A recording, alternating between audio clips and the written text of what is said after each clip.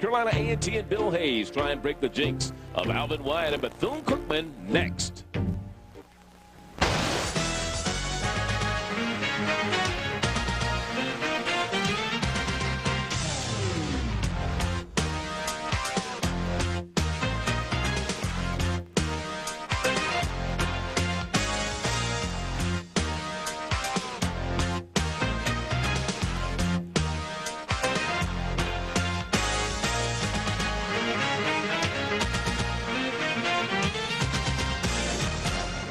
It's a bright, sunshiny day in Daytona Beach, and we're at Municipal Stadium as the Aggies of North Carolina A&T come in to take on Bethune Cookman in MEAC College Football Saturday.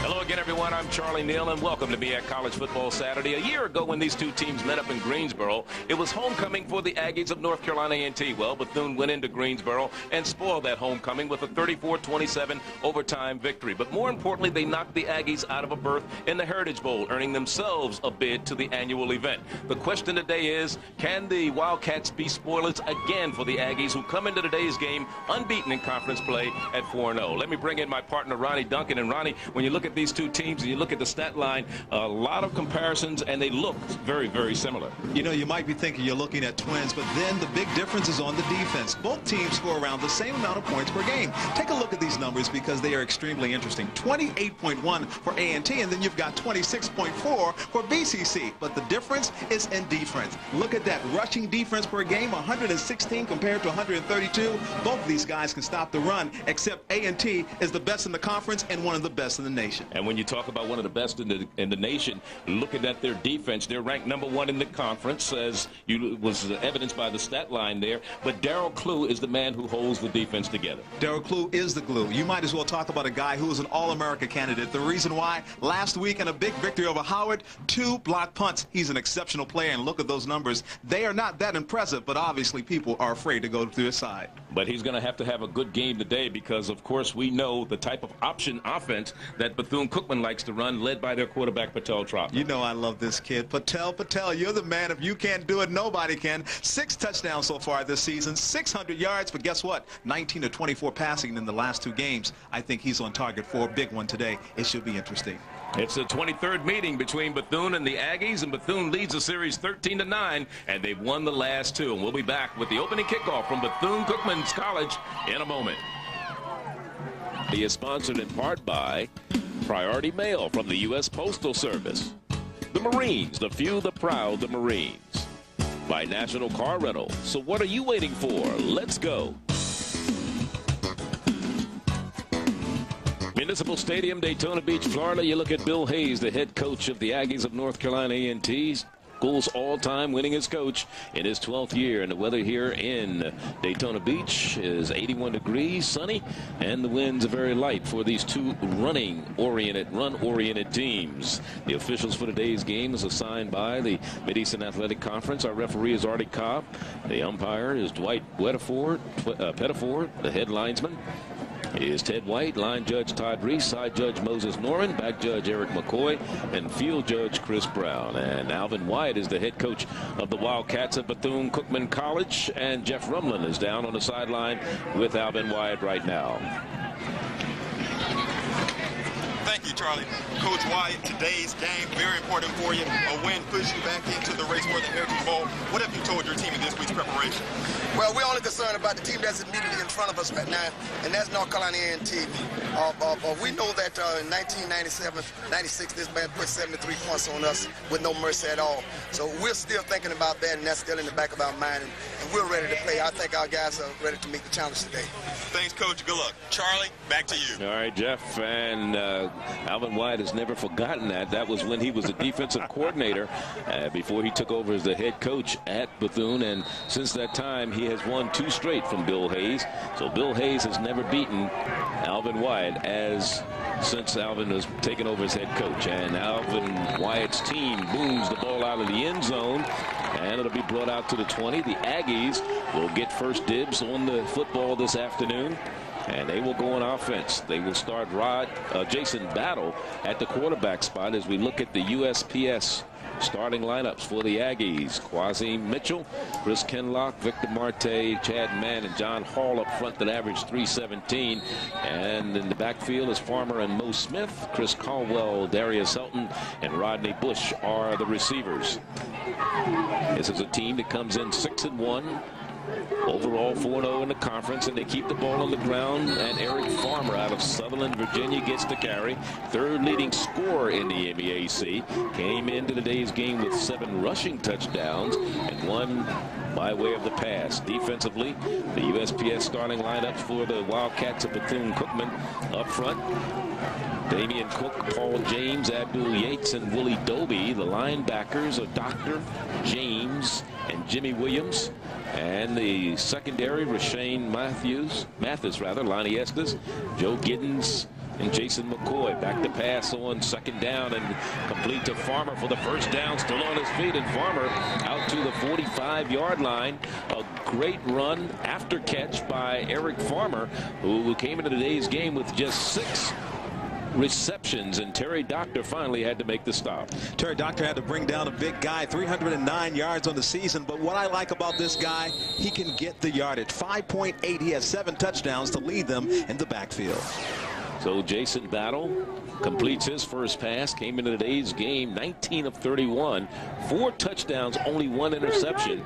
He came in relief of Woodruff earlier in the season when Rod Woodruff went down with an injury, and he hasn't given up the job since. Here's Mo Smith, and he's running over Bethune Cookman Wildcats. Lawrence finally tripped him up, but not before he got into Bethune territory, and the ball is spotted all the way down to the 37-yard line. So here's a team that came into the game averaging 226 yards a contest rushing. Last time I saw Mo Smith, he looked awesome, and right now he's getting off to a great start. You talk about the Hatfield and McCoys. Well, there's nothing like Hayes going up against Wyatt. When these two coaches get together, fireworks will explode. And these two teams, if you saw them before the game, they were humping, they were pumping, they were thumping. They wanted to get it on.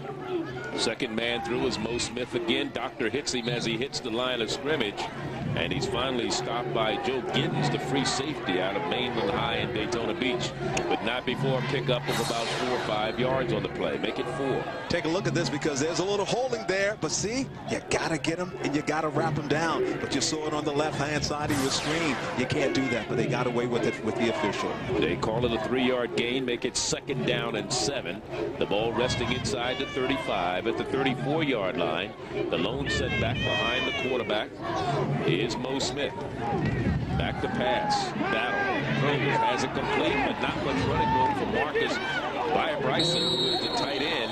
Actually, Marcus back to the line of scrimmage, and that's about it for him. His 6th reception of the year. He's out of Lawrence, South Carolina, number 88. It may be his 6th reception of the year, but when you look at this kid, he has 103 yards. It's good pursuit, but what you like about it is that when they put him in the game, he's used to catch the ball. He is their 2nd string tight end. However, number 88, anytime he's in the game, that means they're throwing to his side of the ball.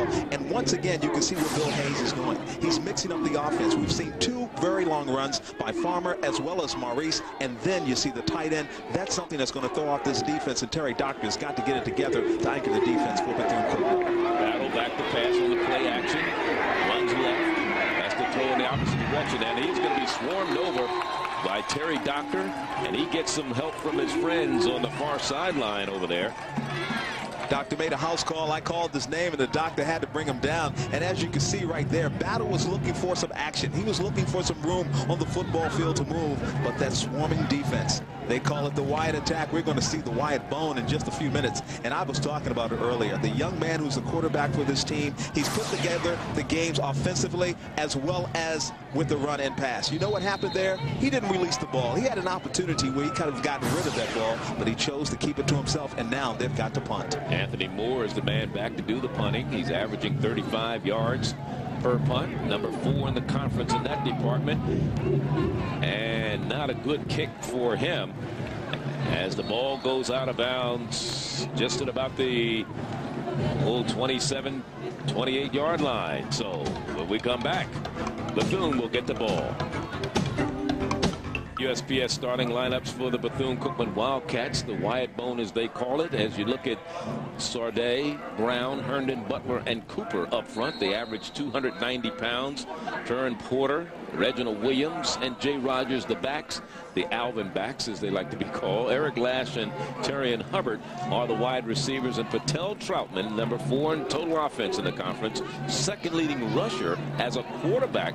And I shouldn't say that, and I should say second leading rusher overall in the conference, but as a quarterback, that's kind of unheard of. Normally that is related to or given to the quarterback or running backs. As we get a flag, probably going to have a little illegal procedure and a 5-yard penalty against Bethune Cookman right off the bat. One interesting thing about Patel Troutman is simply this: you add up the yards, rushing 600. Offside, offense, 5 yards, first down. You add up the yards offensively, rushing 600 yards. You add up the yards as far as passing, he has over 400. So you put it together, he has over 1,000 yards. He is such a valuable player. So goes Patel Troutman, so goes Bethune Cookman. It's just that simple. You stop him, you can win this game. From Seabreeze High, right here in Daytona, homegrown, never left. Used to hang out around Bethune as he was growing up. He's under pressure, out of the shotgun. He runs it upfield, has running room, and has finally run out of bounds in front of the A&T bench on the far sideline, but not before Patel Troutman came back close to picking up the first down. Let's watch the foot speed of Patel Troutman. A short by about 1.5 yards. He can definitely move with the football, and he can get by the linebackers. That's what's so impressive. And he will shake you, and he will bake you. And if he does, you're toast. And the USPS defensive lineup for the Aggies of North Carolina: A&T, McGee, Relaford, Williams, and Paler, the men up front. Here's Troutman again looking to pass, in trouble, and a flag is down, maybe holding, and it goes incomplete. Closest man and almost intercepted by Dwayne Carpenter. Let's look at the rest of the defense. Let's look at the linebackers. Sammy Rogers, along with B.J. Little, Ray Massey are the linebackers. We also have Sammy Rogers, Dwayne Carpenter. Tamel Perquette is the secondary man, along with Josh Rogers. And we spoke of Darrell Clue, who has 2 interceptions coming in. There's Alvin Wyatt, all decked out in the latest styles as normal. 17-11 is his record in 3 seasons. But of course, the one game that he will not forget is the North Carolina A&T game, 73-6. No question about it. But last year they went in, they were down 19-7 to the Aggies in Greensboro. And they scored 3 times in a 3-minute span in the 4th quarter. Only used 8 plays to get back in the game. They had a 4-play drive, a 3-play drive, and then they recovered a fumble, ran it in 23 yards for a touchdown. It made the difference. Here's the option from the shotgun. Troutman pitches back and turning the corner, trying to get some running room is Turin Porter, the receiver out of Birmingham, Alabama, looking to pick up the first down, and he does. Charlie, that was an interesting play because the linebackers have to move extremely well on a play like this, and they tried to make the blitz, but what happened was Patel Troutman picked up the blitz. He gives the ball, of course, over to Porter. Porter perhaps gets it, and it's first down for... Well, they're going to measure. I think he may be short of a first down. Just by a nose. Just by a nose if he's short at all. Yeah, 3rd down, and they're calling it 2. 3rd and about 2. He has to get to the 39-yard line. Remember this drive started at the 29. And straight ahead on the option again. Here's Troutman, slips down. He may have just gotten at his knee. Went down, but he is spotted at the 40-yard line, so he does pick up the first down. The turf not kind to him on that particular run and attempt a touchdown. The one thing about the defense of the Aggies, one of the best in the country, and they will have to move laterally from the left side to the right side. There's Troutman right there, finally being brought down. But when you consider how good this defense is against the pass, they only give up 116.8 yards a game, rushing 216 yards per game, and total defense 229. You talk about shutting it down. They can shut you down, but their job is going to be full with the Wyatt Bone today. And they keep the ball on the ground and go straight ahead. And you're speaking of what they've been able to do. They have 14 rushing touchdowns to their credit this year. They average 48 running plays a game, and while they only average about 17 passes a game. And as you said, over 2,300 total offensive yards this year. 2340 to be exact, but 1,400 of it comes by way of the run. Well, if you go back to last week's game against Howard University, what was impressive was a simple fact. Number 27, Darrell Clue, was able to get 2 block punts. Those block punts led to touchdowns and early scores. Before you knew it, Howard's down 21-0.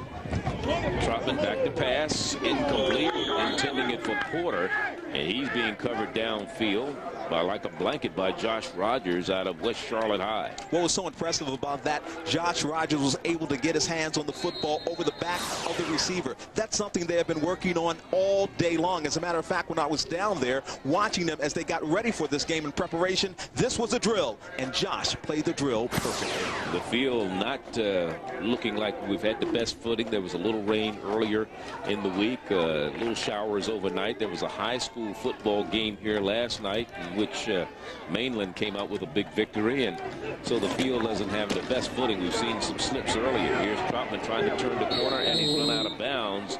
Chased out of bounds by Dwayne Carpenter out of Troy, North Carolina. One of the reasons why number 92, Leonard Relaford, was able to get into the backfield from the defensive end position on the left-hand side, leaving no room for Patel Troutman to move. And when that happened, the defense was able to get right to him and bring him down. One of the things that the Aggies learned from playing an option team one that they played earlier this year and lost to, that was Elon College. They lost 40-7. In fact, gave up 346 yards on the ground. They're the only other option team that they played this year. Well, obviously the key when you're playing against the option is something Billy Hayes is doing right now, sending 9, sometimes 10 guys to the line. You can make a dangerous play there because you can leave a wide receiver dead open down the middle of the football field. Jody Spear is back to punt it away. Chris Caldwell signals a fair catch, but lets it go over his head, and it's going to die inside the 2 at about the 1-yard line. They're going to actually mark it probably at about the 4, and that's where the Aggies will have to go to work. We have no score, and we're in the first quarter in Daytona Beach. Duncan, Jeff Rumlin here in Daytona Beach at Municipal Stadium. No score between the Aggies and Bethune Cookman. Aggies were a wing T team for 10 years, and this year they've gone to the multiple I, and they feel they're in that multiple I. They have more man-to-man blocking versus when they had the wing T offense. It was a lot of pulling and trapping type of an offensive blocking scheme that the linemen had to be concerned about. We had a flag.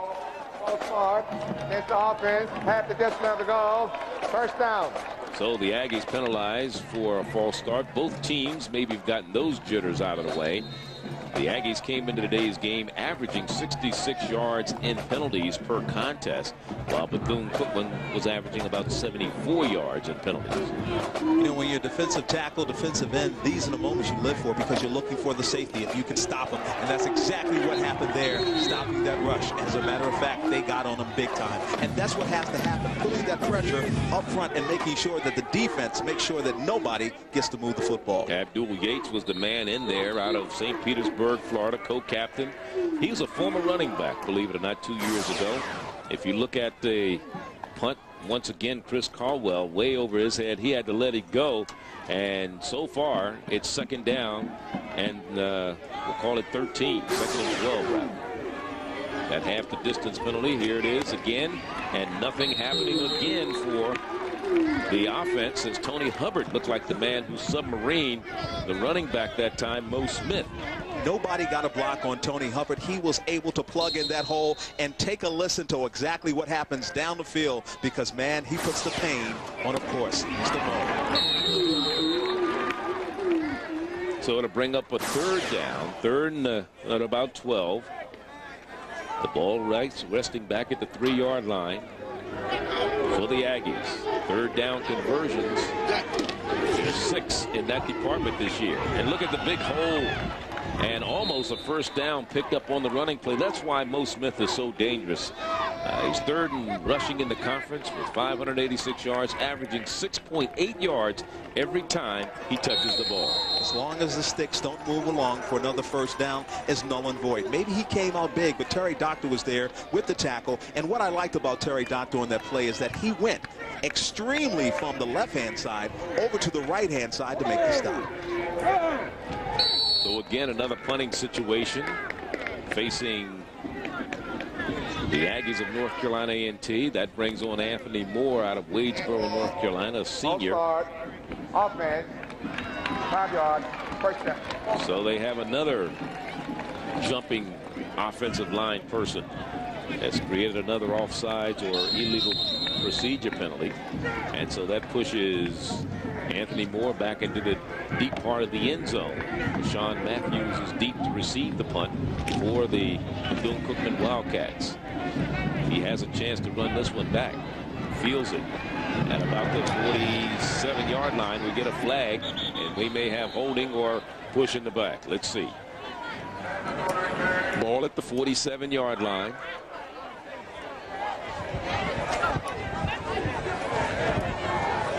That's a 35-yard punt for Anthony Moore. He's averaging 35 yards per punt. And the penalty is against Bethune. Preliminary indication from Marty Cobb, our referee.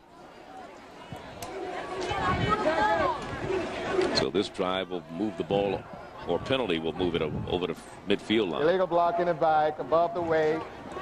Penalty to be 10 yards at the end of the run. So Bethune starts at their own 43-yard line. Let's watch it. Let's see if we can see it. There it is right there. As a matter of fact, Arthur Wilson, he's number 54. He was the guy that would have definitely wrapped him up early. He gets pushed in the back. And, of course, it hurts his tackle. And it was Fred Flowers who was caught with the illegal block. So it is first down and 10 from their own 43-yard line. 7:01 left in the first quarter. No score. And Bethune Cookman with the football and keeping the ball on the ground. Running straight ahead. On the carry that time, Jeremy Thomas. Jeremy's been in the backfield today. Out of Daytona Beach, he's a redshirt freshman, a young man who transferred from Purdue University. Came in with a 4.0 average every time he's touched the ball. Patel Trotman. And he has Jeremy Thomas behind him.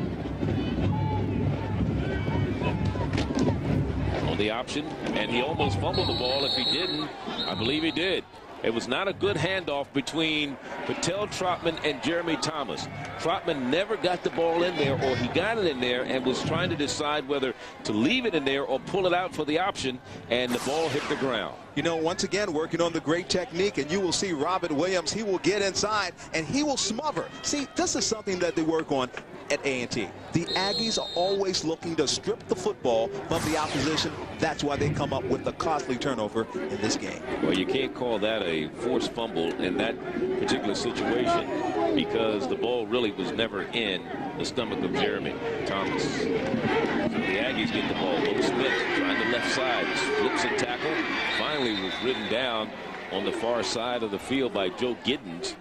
Giddens out of Mainland High in Daytona Beach. That may be the case, but they were always looking for the football, a nose for the football. The Aggies have that. And remember, last week against Howard, they were able to penalize and take advantage of some penalties and, of course, some turnovers and turn them into points. If they're able to do this today, that is another indication how strong this defense is. You hear about Maurice Smith, you hear about Jason Battle, but it's the guys on the defense, and I'm looking forward to seeing, of course, B.J. Little. That's a good guy. Ray Massey getting the job done time and time again, and that's why they're so good and undefeated in conference play. And Terry Doctor is ailing down on the field right now, and they're out looking at him. Terry Doctor out of South Miami High. You look at him, and the stats on him, a phys ed major, 26 years of age, preseason defensive player of the year, and has made the numbers. He's number 2 in the conference in tackles and tackles for losses. That is dropping opponents for no gain. I tell you what, came into the game with 65 tackles,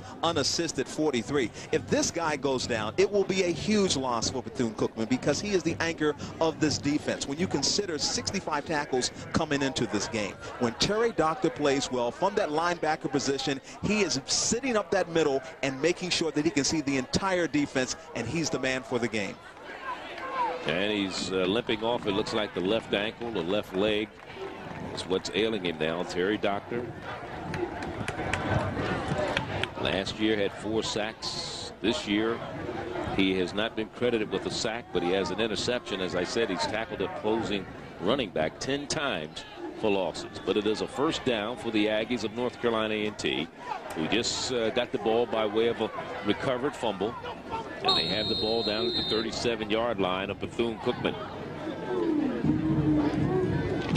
pitch back to Mo Smith. Mo turns the corner into the secondary, and he's on his way. Mo Smith will not be caught, and it is a touchdown for the Aggies of North Carolina A&T. An instant impact right there. Terry Doctor goes out. Mo Smith goes 37 yards for the touchdown. 37 yards, and he did it so effortlessly. When you watch number 43, watch this once again, and obviously the absence of Terry Doctor was definitely there, because if Terry Doctor had been in the football game at that time, maybe this game would not be A&T up 6-0. Watch this move here. You talk about a big fellow who can move. He looks like a fullback. He is 6'3". He averages over 7 yards a carry. Now that average is going to move up. I'm talking Mo Smith. A second look at this guy. He made it look easy. Ever since I saw him against Norfolk State, I knew he was a star in the making. He could definitely be all MEAC this season. And for that young man, Maurice Smith, that is his 5th rushing touchdown this year. His longest run was 80 yards. Ball, celebration, unsportsmanlike against the team, North Carolina. Going to be assessed on its 5. Okay, for the point after is Darren Dawkins out of Westchester, Pennsylvania, who has hit on 19 of 22 PATs this year, ranked 5th in the conference in points after touchdowns, and that equals into 86%. But there is a penalty. Phillip's going to be assessed on the, well, I guess they're assessing it now. Anyway, it'll be a long extra point. That's what it's going to wind up being for that young man, Darren Dawkins. Last time we did a game here, we saw some great things from the defense as well as the offense. Antonio Stanley not with us today, can't play. He's missed the excitement. Obviously, he's missed for Bethune-Cookman. But the man they will miss on defense, so evident in the last play we just saw, Terry Doctor. And the extra point is good. So we have a 7-0 ball game. And the Aggies get on the board first. 6:04 left, first quarter.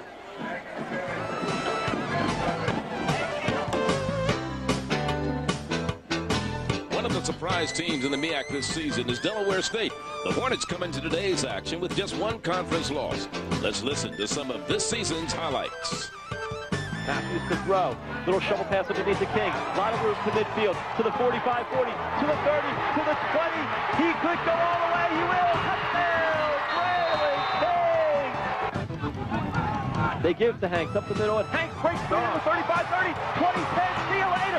Kevin Hanks on board the short. Goes the distance. Touchdown! Delaware State.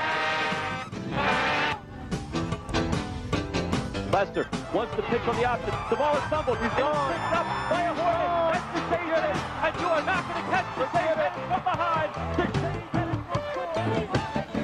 All right, we want to thank Dennis Jones of Delaware State for that fine video. They take on FAMU today. Could be an interesting game, especially when you talk about Del State. A lot of people look at the Hornets and say, hey, we can beat the Hornets. They see them on the schedule.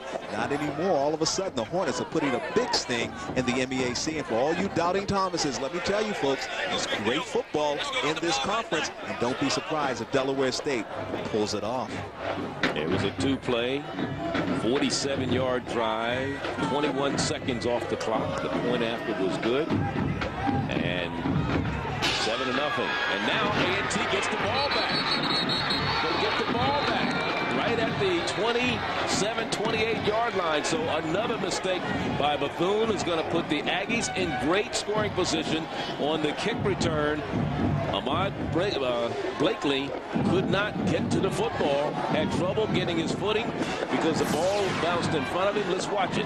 You know, watch this, and you will see Ahmad will come on with the football. He's playing alert football. He says, you know what, Charlie? I can turn that turnover into something positive. That's exactly what he did. Should say Curtis Williams from Bethune is the man who never could get his feet on it or his hands on it. Couldn't get his footing, number 82. And Blakely was wise and smart enough to come up with the football. It's Billy Hayes football. It's alert football. It's capitalizing on the other team's mistakes. He does it time in and time again. Maurice Smith again trying to turn the corner, but this time Tony Hubbard was there to wrap him up, not let him get loose this time. But he still picked up about 3 yards on the play. It'll be 2nd down and 7. Speaking of the Delaware State team, they're 3-1 in the conference, even though they're 3-4 overall. They've made some surprise adjustments this year. They came up with a big win last week over Morgan. They beat some other schools, and they have a pretty tough schedule down the road. But I'll tell you, they've really awakened some people as far as the conferences can play. Conference teams are concerned. John McKenzie, their coach, former quarterback at Jackson State, has done a great job. Quarterback standing in there. Battle. He turns inside, cuts it at the 15 and down to about the 12-yard line goes Jason Battle. Rocky Mount, North Carolina, Rocky Mount High, and it's a first down. Watch it. Watch him here, man. Jason Battle doesn't have anywhere to go, and he says, you know what? I got to find a way to get around, and he finds a way. Watch and see what he does here. Are you standing still, young man? Not exactly, but you're going to have to bring me down with some company. There he is, Jason Battle, the quarterback, the sophomore who came in, and all of a sudden has set a spark into the Aggies offense. It's time to give it to the first man through, Eric Farmer. Farmer dives down to about the 10-yard line. Eric Farmer, there he is, the big fella from Sutherland, Virginia. Dan River High. It'll be second down. Gain of 2, second and about 8 for the Aggies, who already lead it 7-0. They recovered a fumble by the Bethune Cookman Wildcats, drove 47 yards in a couple of plays. We got some movement by the left tackle, Quasim Mitchell, out of New Bern, North Carolina. He jumped the gun a little bit too soon that time.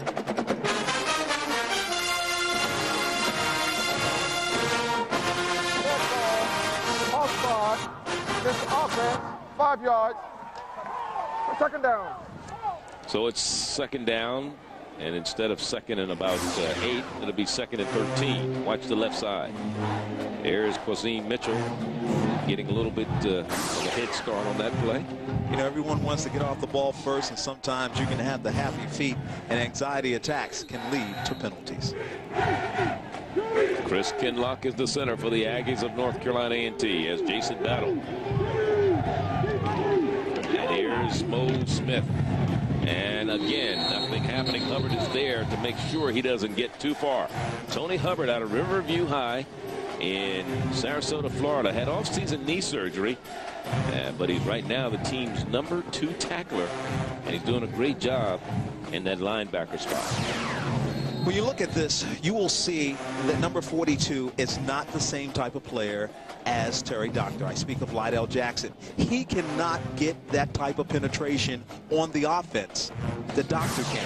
And you will see it happen time and time again. It's amazing how one player can change a game. And again, Mo Smith, the lone setback on third down and about 10. And we got a flag again. Battle in trouble. Battle's trying to get the ball away, and he is going to be dropped down for a loss. And probably we'll see Bethune decline this penalty as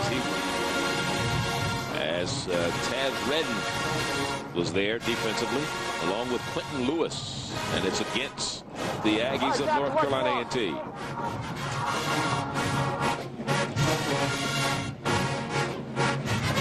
Illegal shift against the offense. That penalty.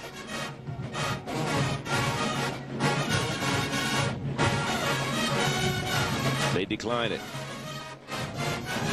So it'll be fourth down. So let's see if they go with their field goal kicker, Danny Dawkins, who has hit on 66% of his field goal attempts this year. 6 of 9. He's hit it for 42 is his longest.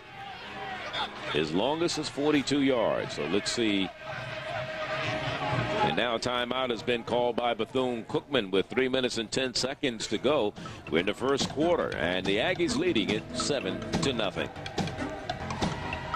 First quarter, 7-0. The Aggies of North Carolina A&T over Bethune. The Aggies now faced with a fourth down and about 17, but they're going to try a field goal. It'll be a 30-yard field goal attempt for Darren Hawkins, Dawkins, who has kicked a 42-yarder this year. And the kick is up. It is long enough, and it looks like we have a good one. and it's 10-0. The Aggies. So they've taken advantage of 2 miscues by Bethune-Cookman, and they've put 10 points on the board, Ronnie. They've done it over and over again all this season, and the reason they have a good defense that will make you create mistakes, and they create the mistakes for you, and then they take advantage and score on you. And that's what you have to have. You have to have that balance of a football team, and everyone is somewhat surprised. I mean, let's face it, starting the season, no one thought that North Carolina A&T would be this good this late to the season. And you look at Bill Hayes on the sideline. Let's go down to Jeff Rumlin, who has an injury update on Terry Doctor. Jeff.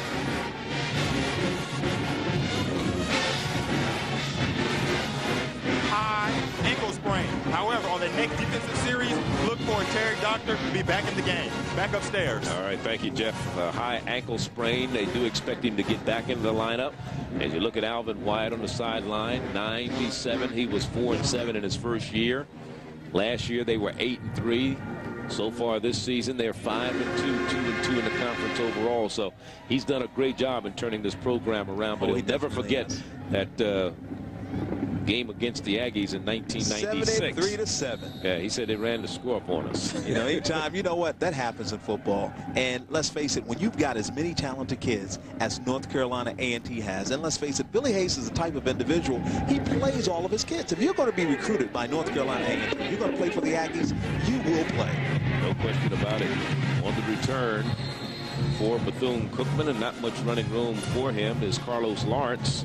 And Carlos brings out to about the 21-22-yard line. There's Terry Doctor on the sideline. When he told us, and I'm talking Rumblin, that he had an ankle sprain, the one thing I said to myself is it's going to take more than an ankle sprain to keep Terry Doctor out of this football game. He's a bad man, and let's face it, that's why he leads his team in tackles, and he's the leader on defense. There's your Greyhound plays, 5 plays. It took 1 minute and 58 seconds, 9 yards, a 37-yard field goal. Darren Dawkins, and that's our Greyhound scoring drive. Yeah, he had some room to spare. He could have. Oh, man, he put his foot in that one. He certainly did. And you know what? It was a great camera angle. Our crew was doing an excellent job. Patel Troutman. And again, Jeremy Thomas on the carry. Jeremy runs into a couple of bold jerseys, and Josh Rogers being one of them. Number 5. There's Jeremy Thomas out of Daytona Beach. Transferred in here out of Purdue University. He's a redshirt freshman. And we're seeing more and more young men coming from schools like Purdue. We see Sider down at Florida A&M, came in out of West Virginia. We're seeing a lot of these young men coming back to the historically black institutions. You can't over-pursue anytime you've got an option quarterback and you've got an option offense, and that's something that North Carolina A&T has to be careful with. Troutman again has an option man behind him. He reverses his field, cuts it back in, has a block up front, still on his feet, fumbles the football, and the Aggies have it again. On the return this time, bringing it back up the field for North Carolina A&T is B.J. Little, the linebacker. B.J. Little, one of those great defensive players once again, and B.J. is a leading tackler for North Carolina A&T. 51 tackles on the season, and this is his second fumble recovery. As I was talking about the over-pursuing of an option quarterback. Look at Troutman. He gets out on the move, but you know what? You can't carry that football around too loosely. And once again, Charlie, I talked about it at the start of the game. It's a technique for the Aggies. They always go for the football as well as the tackle, and B.J. Little was there to pick it up and take it downfield. So 3 mistakes by Bethune-Cookman in the first quarter. 2 of them have resulted in 10 points. This is the third. Let's see if the Aggies can capitalize again. 1st and 10 at the Bethune 14. And if I'm not mistaken, all 3 have been fumbles. Yes, they have. If you want to count the kickoff return, which was never handled, wasn't really a fumble. It was never even touched. So it was almost like an onside kick that was recovered. Something consciously goes inside your head in a situation like that. If I'm playing against you and I know that you are always going for the ball as well as the tackle, then I'm going to try to protect that football. But consciously, I know that it's going to happen. It was really interesting when you sit there and you watch the pregame warm-ups, and this was something that Coach was saying, work on, work on, work on. So those work ethics have turned around. Just like last week against Howard, the Aggies are capitalizing on the other team's mistakes. And right now, Bethune-Cookman is getting sick and tired of seeing the fumbleitis come up. And here's Mo Smith trying to turn the corner, and they get a lot of help defensively from that right side. They would not let him turn the corner or get loose, so they're keying on him a little better now. And then it brings up a second down after a loss of about 1. Second down and 11 for the Aggies of North Carolina A&T. But in defense of Patel Troutman on that run, he's trying to make something happen, of course, and he was actually stripped from behind. Defender did a great job coming over the top. That's what knocking they do. The ball that is down. Part of that technique. They do it from behind. They're not going to let you see what they're going to do. They don't hold a big sign up there and say, hey, we're going to strip the ball. We're going to make you fumble. Well, I think he thought he got had to protect that football. But I think he felt he had more open field in front of him, and he didn't see the man coming from behind. And here's the quarterback battle, slipping, trying to get some footing. He's had some gold jerseys in front of him blocking, but there's a couple flags down, and the ball comes loose, but there's no fumble as the whistle has blown. And let's see what the flag is. Are we going to get holding against the Aggies, or are we going to get a face mask against Bethune? One thing we do know, this is an intense rivalry. They talk about FAMU and Bethune Cookman. Well, number 2 has to be North Carolina A&T and Bethune Cookman. So it's clipping, and of course, one of the big rivalries for Bethune over the years was the Rattlers of Florida A&M, an in-state school. Let's listen to our referee, Artie Cobb. It's a clipping penalty against the Aggies.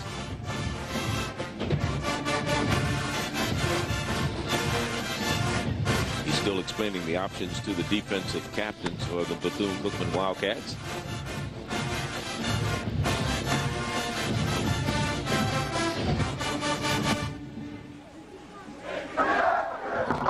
Flip. This offense shows a decline. 4th down. So they're going to decline the penalty, bring up a 4th down situation. Take a look at the footing. And Charlie, you mentioned it earlier in the game. You talked about the rain last night. You talked about the field conditions. It was evidence right there. Game. Jason Battle was slipping and sliding all over the place. As a matter of fact, I thought he was trying to do an impersonation of James Brown. He was going to break down into a split. So to bring up a 4th down punting situation as the Aggies are unable to capitalize scoring-wise on this turnover by the Bethune Cookman Wildcats, so they will punt it away from their own 29-yard line, or from the 29-yard line of Bethune, unless they have a fake punt here. Well, let's see what's going on here. Someone calls a timeout. Remember now, Bethune Cookman started the season with a win over Savannah State. Well, that's the end of the first quarter.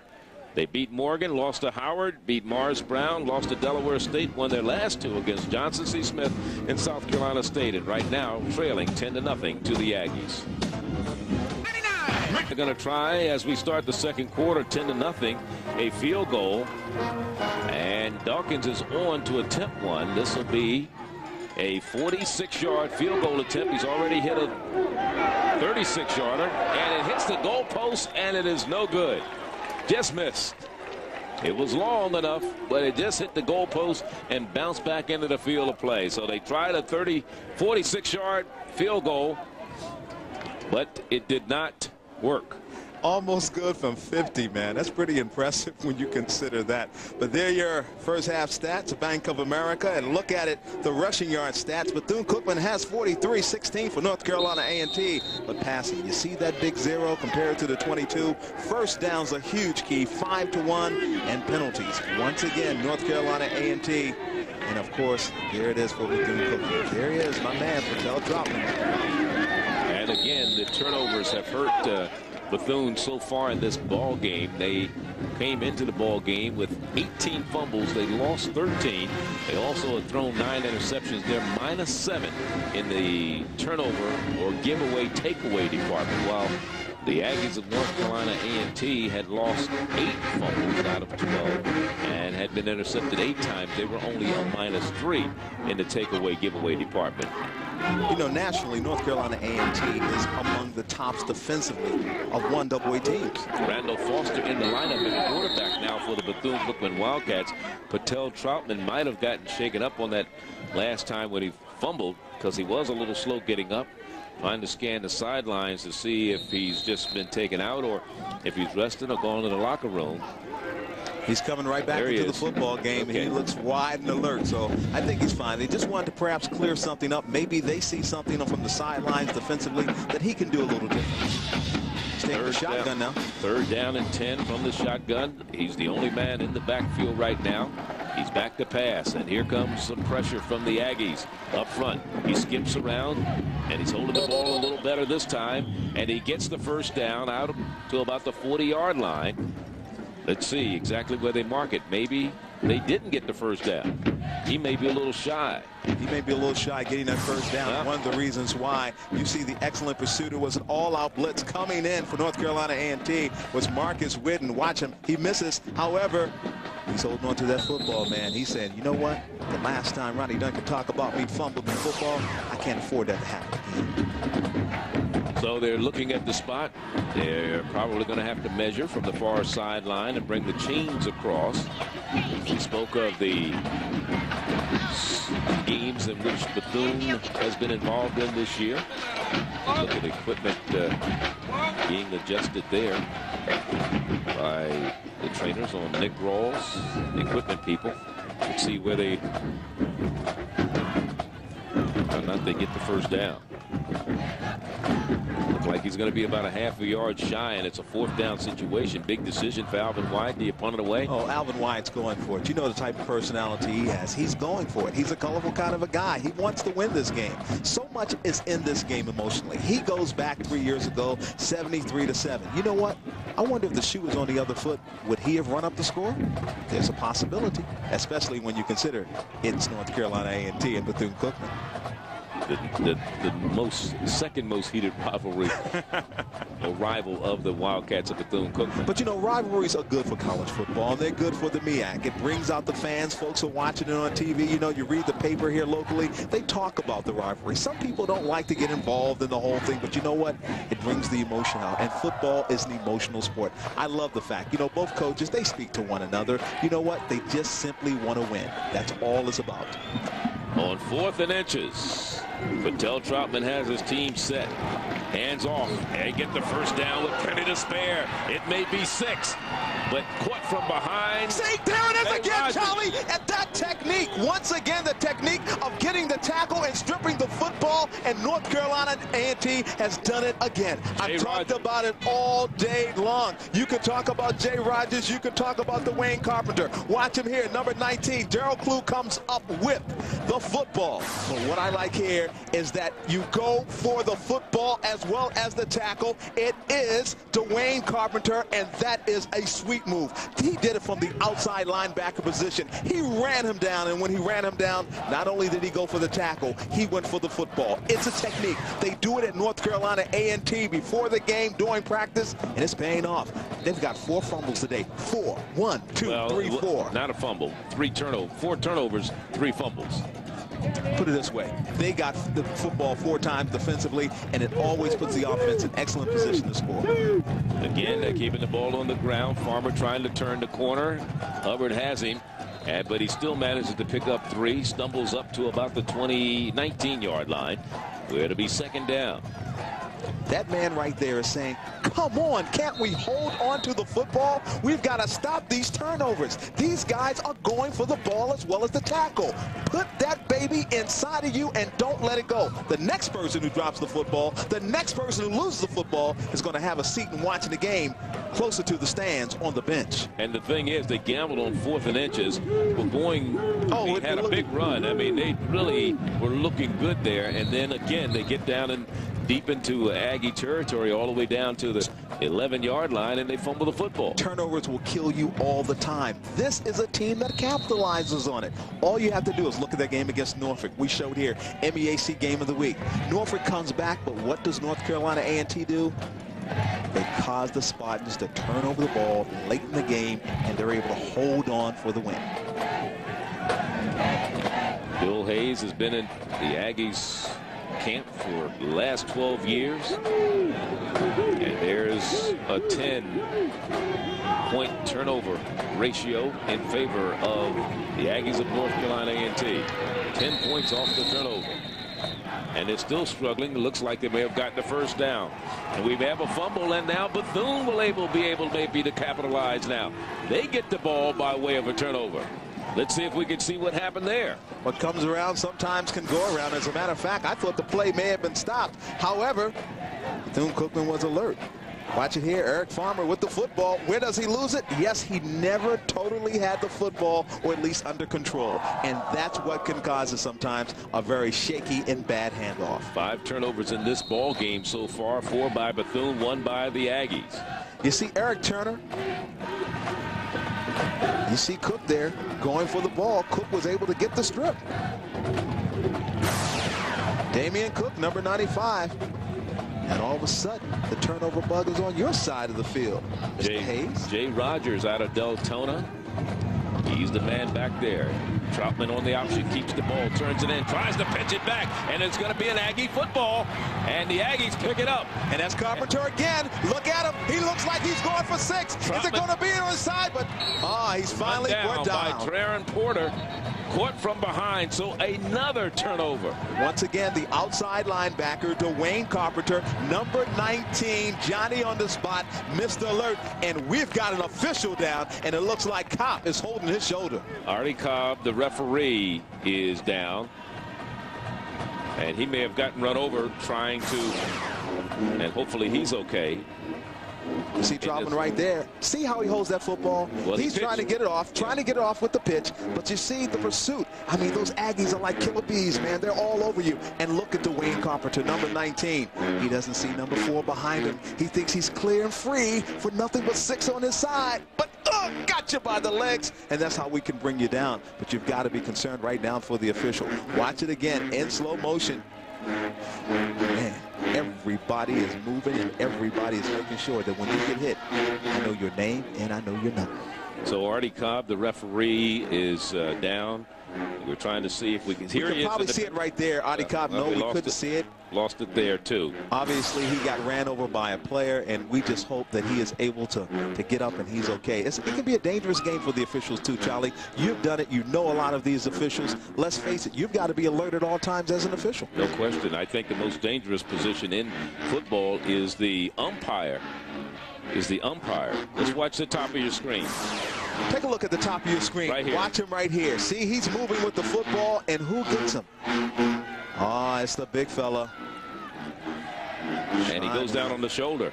Goes down on the shoulder. I recognize it was a shoulder right away because he was grimacing in pain. But he looks like he's going to try to continue. He's up. He put his white hat back on. One of the other officials. Tell me these MEAC officials ain't tough. There's a timeout on the field. Artie Cobb comes over. He checks out his shoulder. He seems like he's okay. We'll be back. Of the fumble by the Aggies of North Carolina A&T. There's Artie Cobb. Moses Norman will take over at the referee spot right now. First down and 10 for the Aggies. Second back through. And they keep it on the ground this time. Adrian Parks out of Goldsboro, North Carolina. And East Wayne High gets the carry. He had 92 yards earlier this season against Winston-Salem coming off the bench, spelling Maurice Smith. Doesn't make a difference who carries the football. That's the one thing I love about the Aggies. They continue to pound the football down your throat. Mo Smith, Adrian Parks, Eric Farmer, Jeff Neal. The names keep coming off the bench, and they keep running the ball. You know, you talk about officials getting hurt. Referee normally is the safest spot on the field. The umpire has got to be the worst spot. Mo Smith trying to bounce outside, and he gets it to the 1-yard line. Maurice Smith carried a couple of Bethune Cookman Wildcats with him to the goal line, Jimmy Williams being one of them, but he didn't get it in. 6'1", 235, man, that's a massive man to bring down Mo Smith. I've enjoyed just simply watching him, especially the 2 times we've had him on the MEAC Game of the Week. You know what? When you are that big and you can be that strong and move that well, the guys who play on Sunday are looking at you. Third down and inches. They can still get a first down without scoring. That is the Aggies. Eric Farmer, the up back of the in the I formation, the multiple eyes they call it, and Farmer has it, and he just goes into the end zone easily, unmolested, just ran over one of the defensive secondary men. That was Joe Giddens, and he takes him into the end zone, and the Aggies increase their lead to 16-0. You know, Eric Farmer said, are you kidding me? Joe Giddens, watch here. Number 36 gets the football, and he's going to take it in. Joe Giddens, get out of my way. The end zone is my territory. So 3 turnovers, 3 of the 5 turnovers have resulted in Aggie scores so far today. And here to attempt the point after is Dawkins. to try to make it 17-0. 10:37 remaining here in the second quarter, and it is blocked by Bethune Cookman. Coming up with the block is Antoine Robinson. So the PAT is blocked.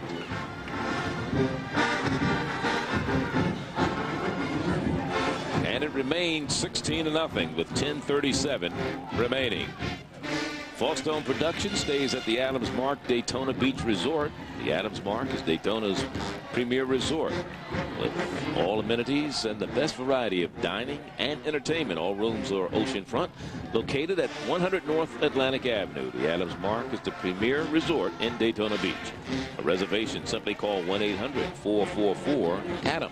Man, I enjoy that place. Every time you go to any room, they give you the best service. You know what? You get a great view. And I love the guy in the lounge. How much they pay you? The lounge singer? No, they didn't pay me nothing. As a matter of fact, man, it's awesome. Look, if you are coming to Daytona Beach, this is the place to go. You can see the Atlantic Ocean, sit out there, so romantic. Make sure you bring your great friend, your wife, whoever you want to bring with you. Have a great time. And the next time I come, I'm going to have to bring her because I keep telling her how beautiful it is. I keep telling her, I say, Vaughn, you got to come to this game, baby. It's so pretty. I'm not talking about the game. I'm talking about the Adams Mark. So Artie is going to be taken possibly to get x-rays on his shoulder. What? But he's a tough guy.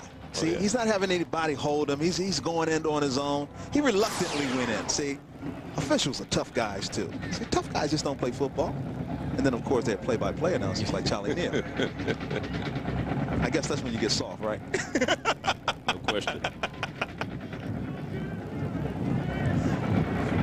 Don't forget, for all of your information that you would like to find out about the Mid-Eastern Athletic Conference, you can click onto the website at www.meacsports.com. Just click on it. With 10:37 left here in the second quarter, Charlie Neal, Ronnie Duncan here, and the Bethune Cookman Wildcats down 16-0 because of 5 fumbles in the ball game. Have the ball out at about the 17-yard line. Toss it down to Jeff Rumlin, who has an update on our referee, Artie Cobb. Jeff? Thanks, Charlie. Referee Cobb had a slight separation between his shoulder and his collarbone. Will he return? That's still up in the air. However, he has been taken inside, has ice on his shoulder. Hopefully, he'll be able to return. Back upstairs. Thank you very much. He's gone to the ambulance. They're going to ice it down, and, of course, they are going to look at it. Slight separation. You could see the way he came down trying to trail that play. Yeah, he was grimacing in pain, holding onto his shoulder. It was obvious to me it was the shoulder, but obviously we've got to get the official word. And Jeff Rumlin doing a good job down there. I tell you what, they're keeping him busy. Terry Doctor, and of course the official. And there we keep the ball on the ground. Jay Rogers again, who has a fumble of his own in the contest, gets the first down out to the 30-yard line. So Jay Rogers keeping the drive running. A 13-yard run by Rogers and a 1st and 10 for Bethune-Cookman. When you talk about this rivalry, when you talk about emotions, I've got to ask you this one question, Charlie. Did you expect to see this domination so early from the Aggies, especially defensively, in lieu of what they did last week against Howard? No, it's not domination, though. They've taken advantage of some of the opportunities that they have, but they haven't dominated the game. If you take away the 5 turnovers by the Bethune-Cookman Wildcats, do we have 16 points on the board? That's the thing you have to look at.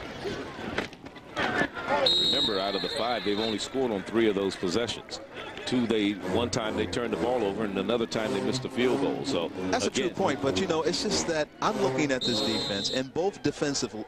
Yes, they have made things happen. Okay, they've made things happen from the defensive side of the ball, but have they done anything really to dominate the game as such in terms of the offensive power? They really haven't done that. They've taken advantage of some opportunities that have been afforded them.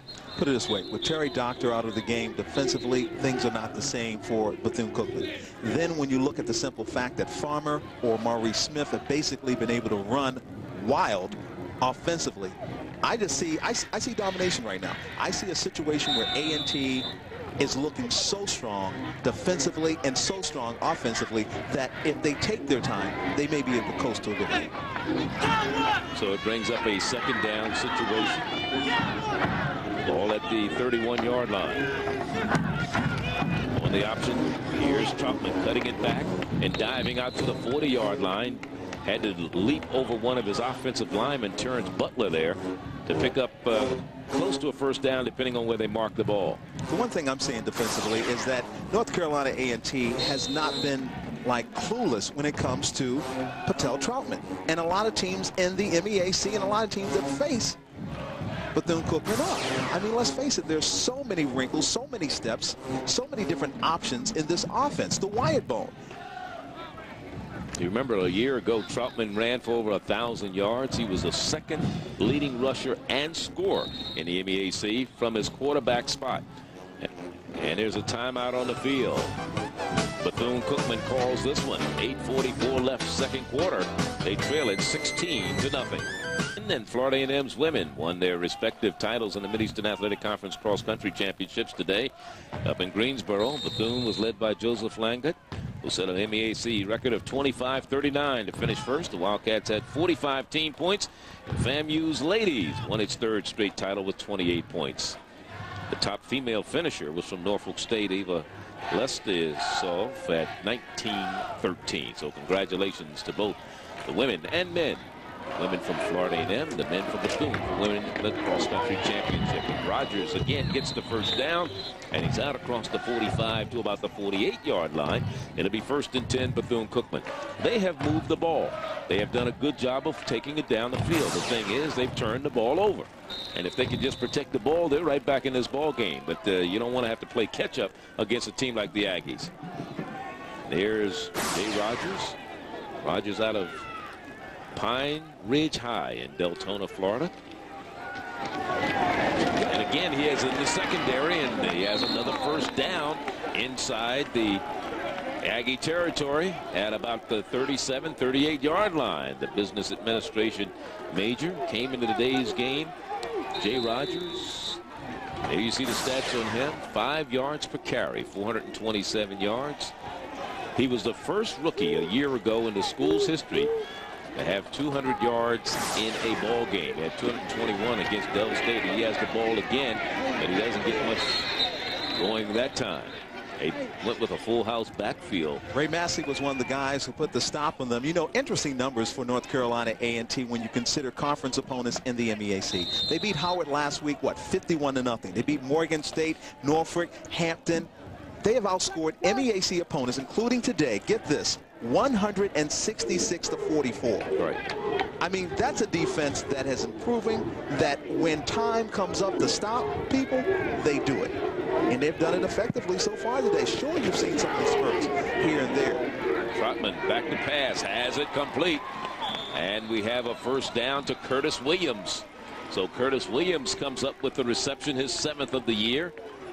And we have a first down for Bethune. You're speaking of those particular scores. They had 28 points against Norfolk, 41 against Hampton, 30 against Morgan, 51 against Howard. I mean, yeah, that those are teams. And I even asked Coach Hayes, I said, were you surprised at how well you manhandled Howard a week ago? He said, yes, I am. He said, he was honest about it, yes, too, because of the simple fact, he will tell you, they just simply played on all cylinders. They had every aspect of their game working extremely well. And as a coach, you know, Charlie, you don't get opportunities like that often where every part of your game is basically clicking. All the cylinders. That's right. I mean, you know, and we hear coaches say it all the time, that football is a 3-part game. It's offense, defense, and it's special teams. You have to have all 3 clicking on the same page, on the same cylinder, in order for it to be effective. It is second down. We'll call it 8. 6:35 left, second quarter, 16-0. A&T Bethune driving. They're moved into Aggie territory. Jeremy Thomas, the play action. Here's Patel Troutman trying to get loose. Still on his feet. Needs a block. Gets one. Has some running room. Now he throws it into the end zone.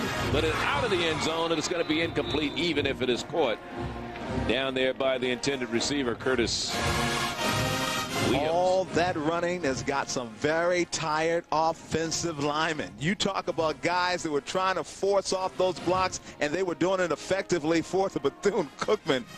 Oh, my goodness, man. I mean, you see Patel Troutman, he's running around like a madman possessed out there, but he's still able to get off the football, and he almost, Charlie, was able to happen for a touchdown.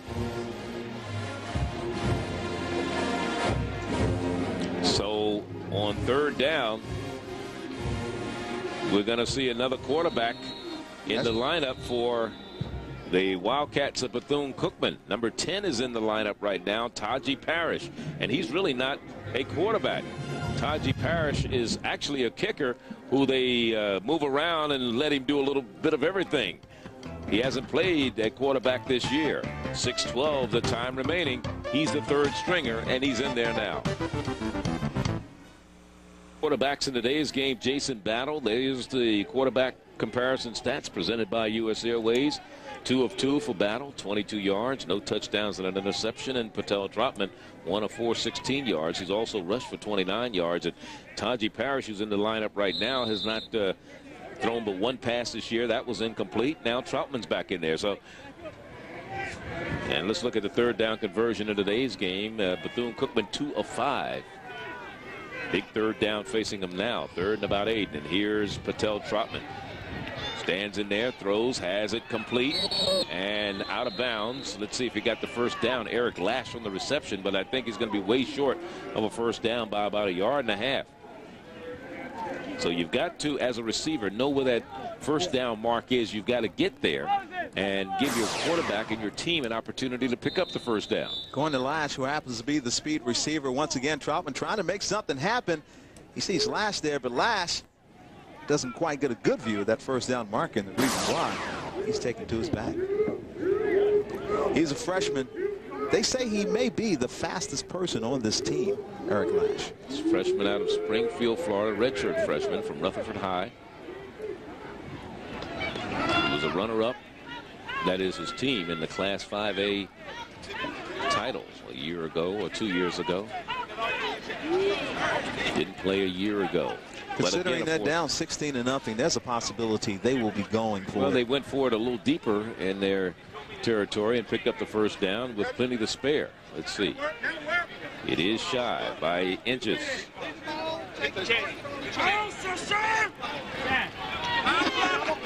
So you see how far they have to go to get the first down. Bethune Cookman started the season with a win over Savannah State by 17-14. Mathis hit a big field goal with 6:04 left in the game. They beat Morgan 28-25. It was an onside kick. We did that game here at Williams returned for a touchdown. They lost to Howard 31-27 in the game. They led by 17 points, but they gave up 3 touchdown passes to Bobby Townsend and the Howard Bisons in the fourth quarter. Beat Morris Ground 28-6. In fact, that game had no scoring until the fourth quarter. Trotman ran for 113 yards and a touchdown in that contest. Right now, they're facing a 4th down and inches right outside the 10-yard line of the Aggies. Patel Trotman has the team set. Is Jeremy Thomas, the third back, set behind him. Trotman on the keeper. It's going to be close. He slipped as he was trying to get his footing. The referee signals first down. See where they spot the ball. That is close. The referee signals first down. So Patel Trotman, who had trouble getting his footing after the ball was snapped, managed to get enough to get of a surge to get the ball closer to the first down marker and pick up the first down. So first down and 10. Ball resting right outside the 10-yard line for Bethune Cookman. Actually, they're going to call it first and goal, maybe.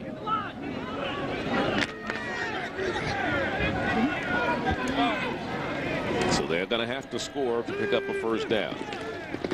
Jeremy Thomas, nothing going on there as he tripped over, looks like the right guard, Terrence Butler, as he was trying to get going. Again, the footing has not been the greatest for the running backs in extreme cutting situations. Now, Antonio Stanley is in the game. There's a young man out of Jackson High in Miami.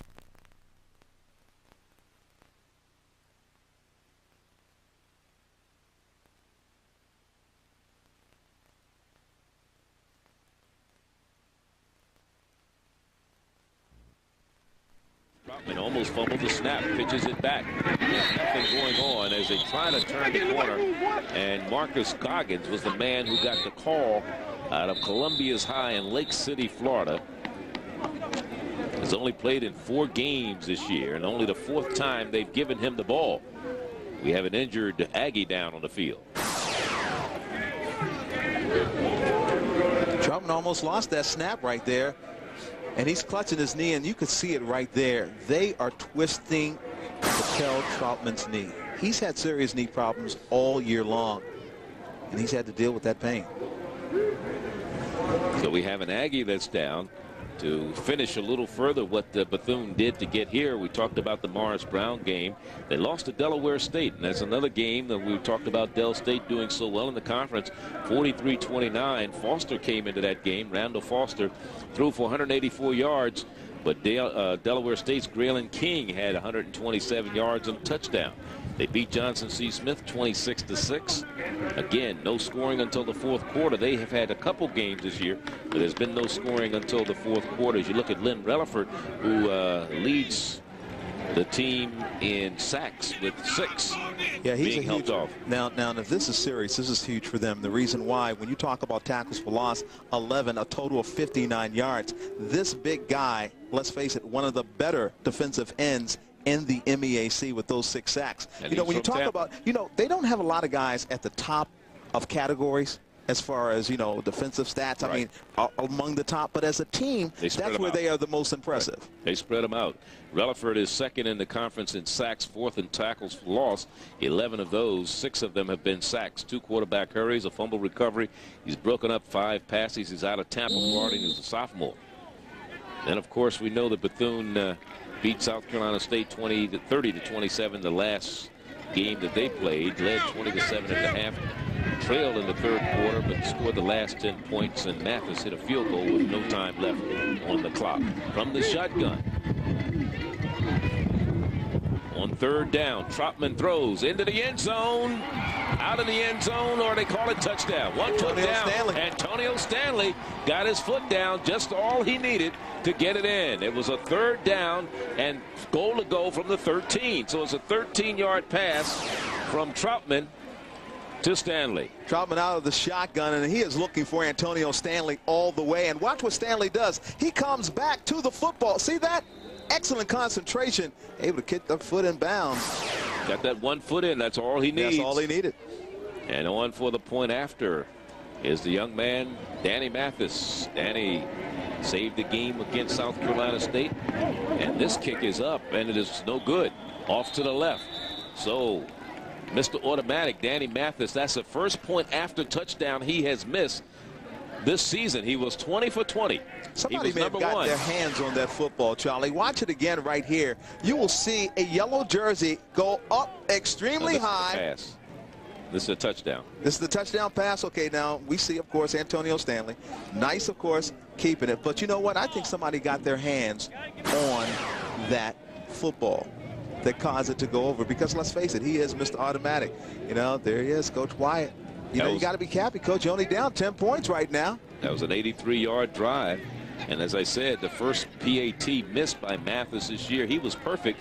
He led the conference. As you look at the ambulance, it's Artie Cobb is a part of right now. But anyway, he led the conference coming into today's game as the leading PAT kicker in the MEAC, 20 of 20. He's also second in field goals, 7 of 11. So his first miss of the season. We see the ambulance. I hope it's nothing so serious as far as Relaford is concerned, because that's a major loss for the Aggies of North Carolina A&T. Both teams have suffered injuries. Even the officiating crew has suffered injuries. They say football is a game of pain, and everyone has to have their games. Let's look at the Greyhound scoring drive. Troutman drove his team 83 yards, a 5:37 drive, and a 14-play situation, and a 13-yard reception by Antonio Stanley. And for Antonio Stanley, that is his 3rd reception of a touchdown this year. On the return for the Aggies, bringing it back up the field is Blakeney, and Blakeney is dropped before he can get loose, shy of the 15-yard line. So the Bethune Cookman defense, again, we talked about the fact that the Aggies have a lot of points on the board, but again, a lot of them was given to them by way of turnovers by Bethune-Cookman.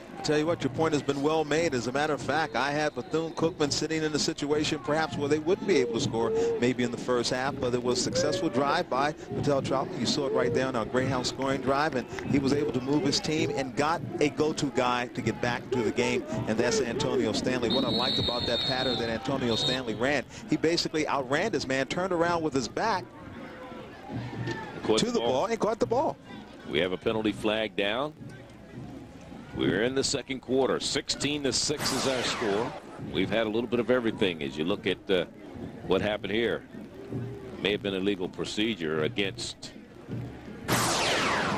or offsides. Let's see. Is it offsides against the defense? No, it's a legal procedure against the offense. Forget halftime coming up. Both bands are here. Of course, the Aggies of North Carolina A&T, they brought their band all the way from Greensboro, and Bethune-Cookman, and we also have some high school bands in attendance. So quite a good crowd on hand here at Municipal Stadium in Daytona Beach. 1st and 15 now for the Aggies, leading at 16-6. 4:35 remaining in the first half. Keeping the ball on the ground, and there he is into the secondary and gaining about 10 or 12 of the yards back is Maurice Smith, and that was Lawrence, or Rawls actually, who made the stop defensively. 2nd down and about 6, or make it 2nd and 4. 2nd down 4 for North Carolina A&T. Aggies for years under Bill Hayes, a wing T. They've gone to that multiple I now, and it's worked. Here's Mo Smith, caught in the backfield, submarine by Hubbard, who was the first man to hit him out of Sarasota. Young man who had off-season knee surgery.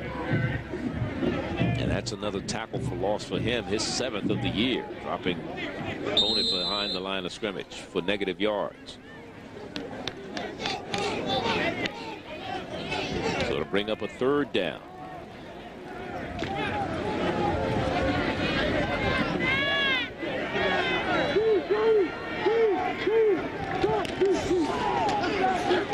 And nothing happening again for the Aggies offensively as Desmond Adams was stopped by Rod Smith out of Mainland High in Daytona Beach, a redshirt senior. So to bring up a 4th down, and Bethune will have another opportunity to get on the board before halftime. So this drive that started at their own 20 is stymied right at about the 28-yard line, 27. Smith getting into the backfield, part of that 4-man rush, and they are penetrating right through the offensive line of the Aggies. And again, Anthony Moore with the punt. This one is fielded. Rashawn Mathis, and Mathis gets it back to about the 33, 34-yard line, and that's where they will go to work. Bethune trailing by 10, but they have the ball. We'll be back. Here in the second quarter with 2:41 remaining, and the Aggies leading. And coming up at halftime, Ronnie Duncan goes inside the NFL Hall of Fame in Canton, Ohio, and talks about some of the greats that played their collegiate ball right here in the MEAC. All coming up at halftime. You want to be with us for that. And of course, we'll get a chance to see the Bethune Cookman band and possibly even a taste of A&T. They have their band here also today. So the Bethune Cookman Wildcats starting at their own 34-yard line, trailing by 10, but they have the ball 1st down and 10. Here in the second quarter, Trotman under pressure, will not get away. He was brought down by Robert Williams immediately, right there on the tackle out of Bertie Hine, Windsor, North Carolina.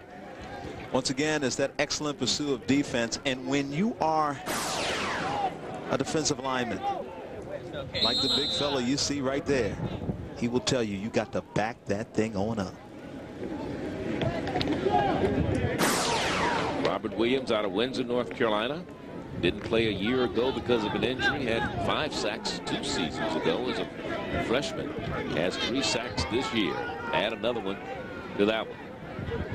Second down. Troutman on the option, trying to spin out. Gets into the secondary, tries to turn the corner. Great open field tackle by, let's see, who made that tackle? Tramel Perkett, rather, out of Plymouth, North Carolina. Moved from a running back spot. Was quite a good running back for the Aggies at one point. You know what I like about this? You see that it was an all-out blitz, and that's what can happen sometimes against a very talented option quarterback. But look at Perkett, the open field tackle, taking the legs of a talented player. And going for the first down and getting the reception right at about the 45-yard line should be enough for the first down. Is, let's see, Tarian Hubbard out of St. Petersburg, Florida. St. Pete High, 7th reception of the year, and he does pick up the first down for the Wildcats. Off from the shotgun, Troutman working. It's a timing route right there, and the reason why it was a simple drop. All he did was just simply go back, and he knew exactly where his receiver was supposed to be, and Hubbard was there for the reception. Antonio Stanley in the lineup, in the slot, has a touchdown for the Wildcats so far. From the shotgun again, Troutman works, and he looks like he wants to pitch to Stanley, but Stanley was not there, and he decided to turn it up. And I think that would have to say that the defense of North Carolina A&T, led by B.J. Little, did a great job of reading that option play and staying and focusing and shadowing Patel Troutman, not letting him loose. Well, that's something exactly what happened there, because Stanley didn't read the play as well as everyone would have anticipated. But B.J. Little and that linebacker core, see, they're going to be busy today because they've got to stop a guy who is an option quarterback who can throw the ball as well. They're getting his hand on the ball. The big fella, number 93. I'm talking Marco McGee. And they tap it in the air, so bring up a third down, 12-yard situation. Another quarterback coming in. Taji Parrish will come into the lineup. Remember, he's only thrown one pass all year. You see the big fella, number 93, going right upside the head. But see, there he is. Boom, baby, boom. Big fella can jump and even shake the room. Marco McGee, number 93. Taji Parrish may have a stronger arm than Troutman, and he is trying to get loose, trying to get to the first down marker. Will be way short by about 6 yards. Just manages to get close to the midfield stripe with 37 seconds to go in the first half. Arthur Williams took him down, and Arthur Williams helps to bring him up, number 54. Yes, he's playing that same Willie linebacker position with Ray Massey. Fourth down. Bethune has used 2 timeouts already in this half, and I believe this is going to be an Aggie timeout with 18 seconds to go. Now, do the Aggies have to be thinking that maybe Bethune will punt the ball to them, maybe we'll set up a return? But if I'm Alvin Wyatt, I'd put it up and at least go for one last play before the half. Well, you were successful the last time they had the football in their drive, and they could do it again. Let's face it, if anyone needs a score right now, it's Bethune Cookman. And it is fourth down. Fourth down, facing the Wildcats of Bethune Cookman, trailing by 10. Remember, all the scoring has resulted, that is, as far as the Aggies are concerned. And they're trying to get the game clock, I think, reset. All the Aggies scoring, the 16 points that they have on the board, as a result of 3 turnovers by Bethune Cookman. Actually, they've had 5, but they've been able to capitalize on 3 of them. With 6:20 left in the first quarter, Bethune fumbled. Aggies took it in on a Smith 37-yard run. Then on the ensuing kickoff, they didn't get to the football. That is Bethune Cookman. The Aggies recovered, and then Dawkins kicks a 37-yard field goal, and it's 10-0. Then the second, the third, and fourth fumble, they were unable to capitalize. That is North Carolina A&T.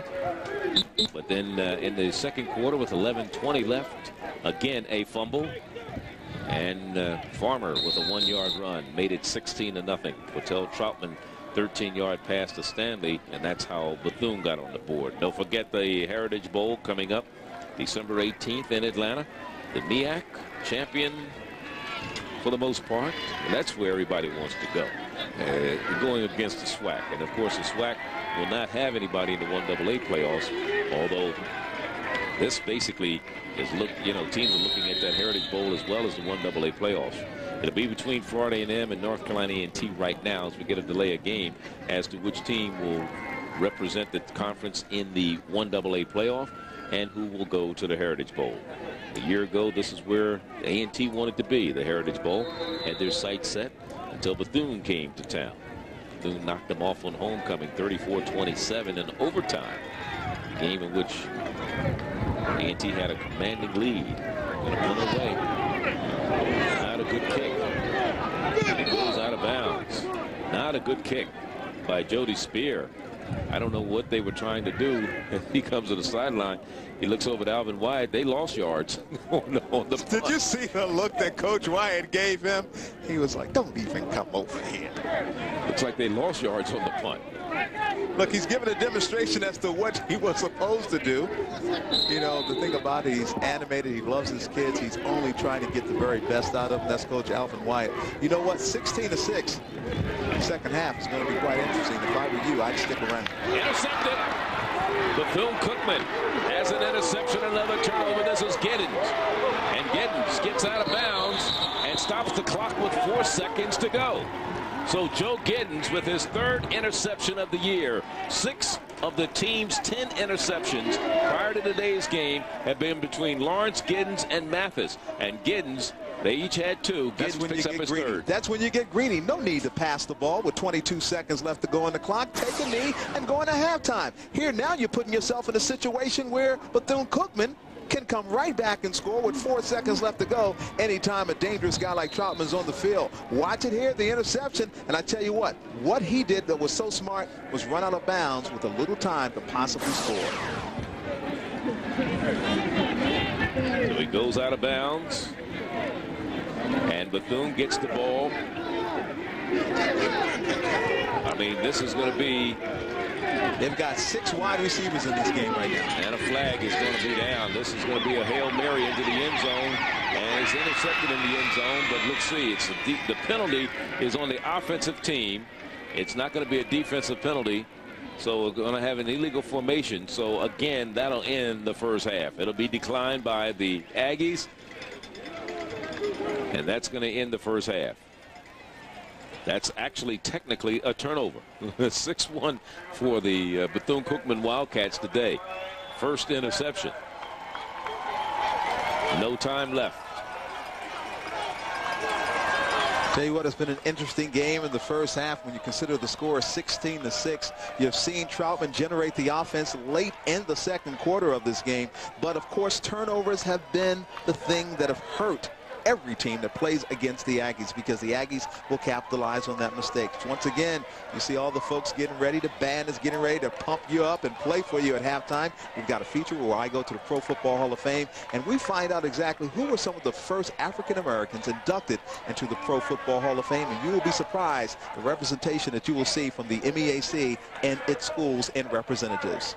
All right, Bill Hayes, his team leading 16-6, and he's with our Jeff Rumlin on the sideline right now. Jeff. Down here, Coach, you have 5 turnovers here in the first half. You lead 16-6. How do you see the first half so far? We were a little sloppy in the first half, but we were able to hang on. That's the key thing. I thought our defense made some huge plays to put the offense in position. We've got to play better, and we've got to tackle a lot better.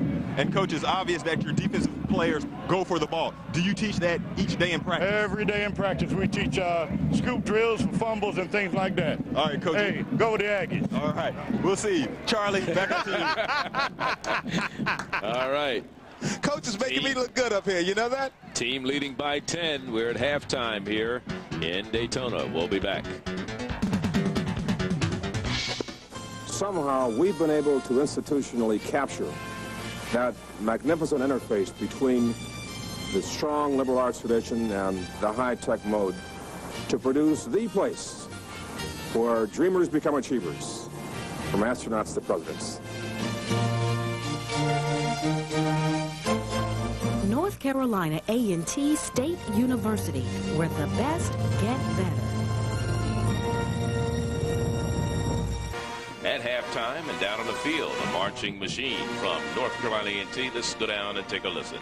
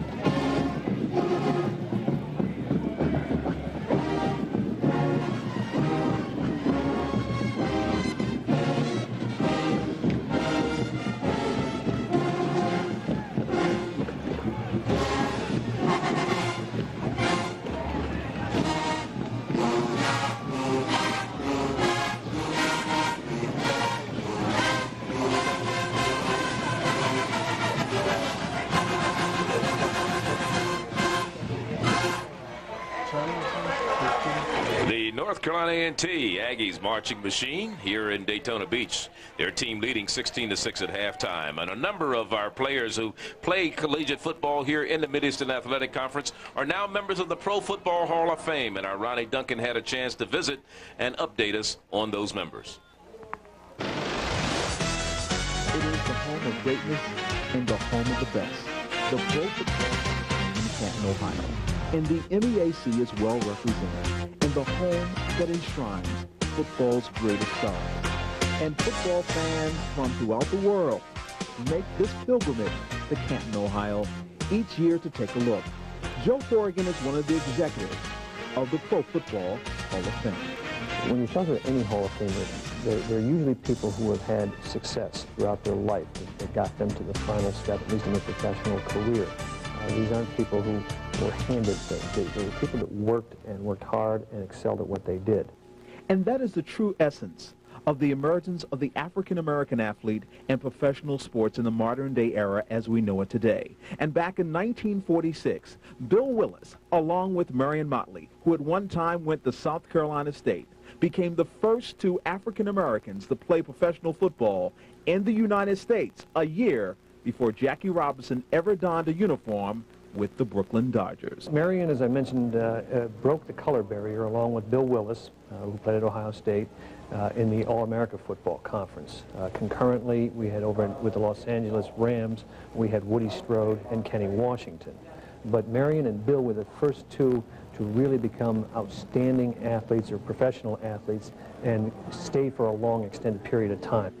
Motley played most of his career with the Cleveland Browns, wearing number 76. But he was also a first at the Hall of Fame, as the first African-American ever inducted. Marion came in 1968, and it's just one of his many firsts. One of the newest exhibits here at the Hall of Fame is one that is honoring African-American athletes and how they started in pro football.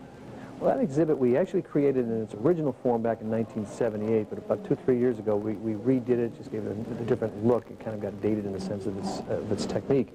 But it was really our attempt to show that the black athlete, while it was very sparsely represented in professional football from its birth in 1892, really until the 60s, it was our attempt to show that chronology. We're not making any statement as to what and why it happened so much as the fact that it did happen. However, we do know this. The MEAC is proud of its contributions to the development of African Americans in pro football, as well as the Hall of Fame.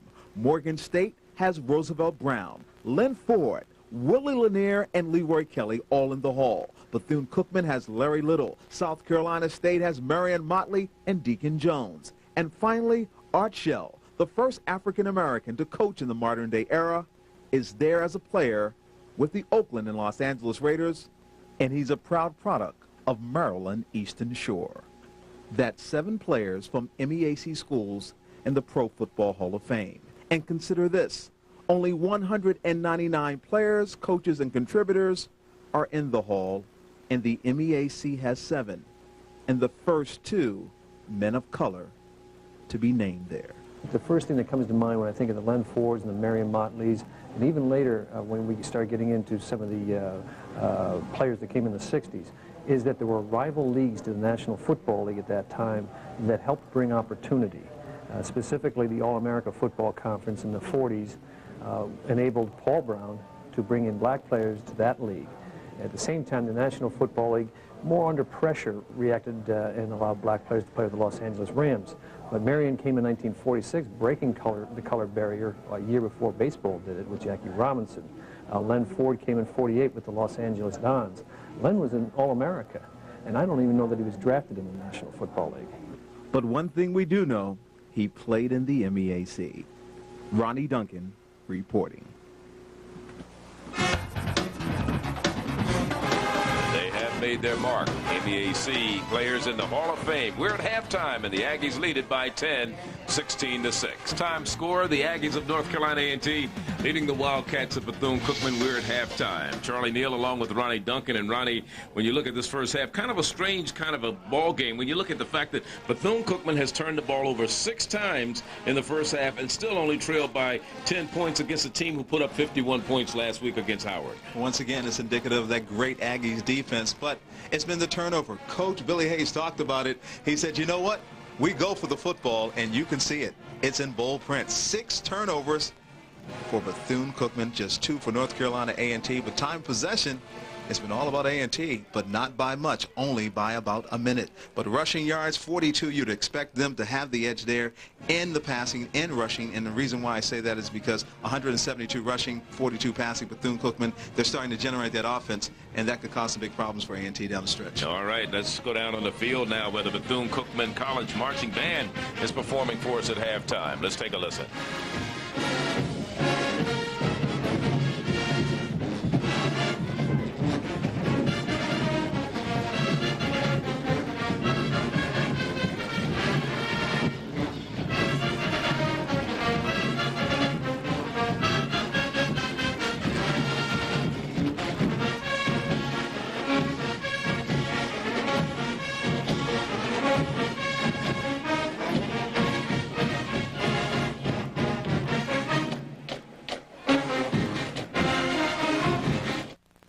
HRG helped.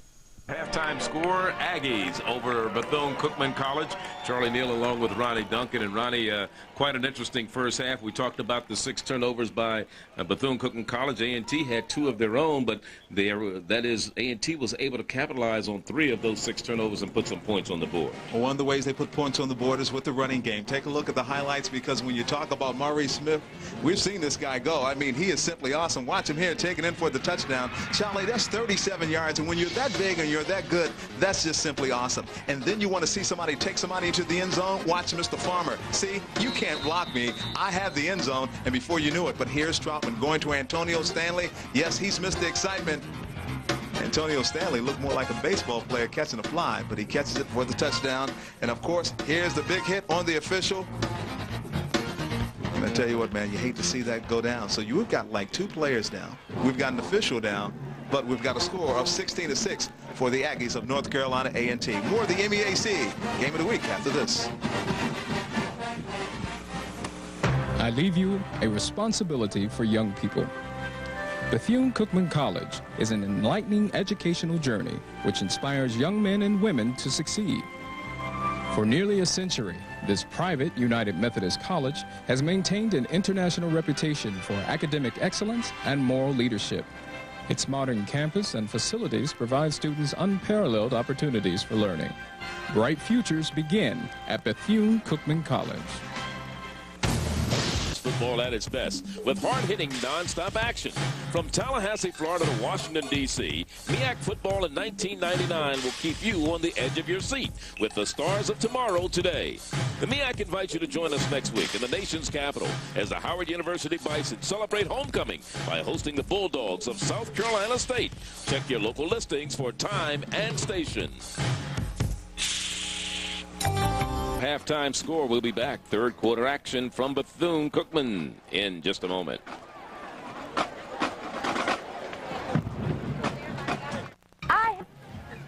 At Municipal Stadium in Daytona Beach, where Bethune Cookman hosting the Aggies of North Carolina A&T, and the Aggies are trailing 16-6 as we start the third quarter. They'll be kicking off. They're in their goal jerseys and blue pants and be moving right to left. Some of the crowd on hand here in Municipal Stadium. Let's go down to our sideline reporter, Jeff Rumlin, who has some updates for us. Jeff. Charlie, on the injury front, referee Artie Cobb will not return. For Bethune Cookman, Patel Troutman got knocked around a little bit. However, Coach Wyatt said he will return. He's ready to go. One key note, Coach Wyatt said we moved the ball extremely well in the first half. However, we turned the ball over. If we don't turn the ball over, we're winning this game. Back upstairs. All right, well, that's quite evident. If you have 6 turnovers and you're still only down by 10 points, that you could still be in this ball game. Just in case you joined us, to recap the scoring, Smith 37-yard run made it 7-0 Aggies. Then Dawkins with a 37-yard field goal made it 10-0. Farmer's 1-yard run, and the extra point was blocked. It was 16-0 Aggies. All results of miscues by the Bethune Cookman Wildcats. Troutman got his team on the board. 4:49 left in the second quarter with a 13-yard pass to Antonio Stanley, and that's the way we are here as we start the third quarter. Bringing the ball out for Bethune Cookman, and not much running room for him as that's Oscar Counts coming back on the return. Was that Counts or was that 23 there? Yep, it is Counts. Oscar Counts.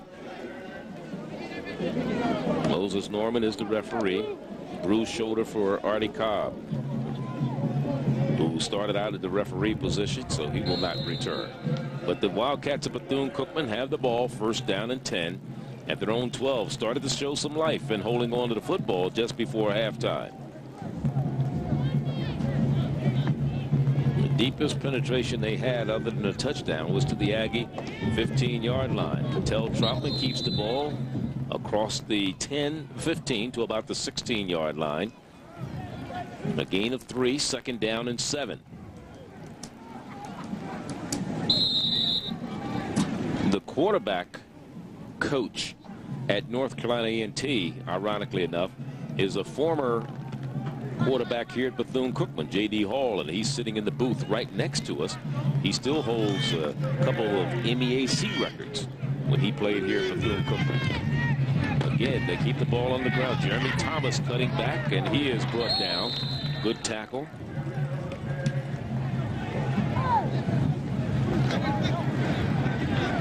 Here's Jeremy Thomas.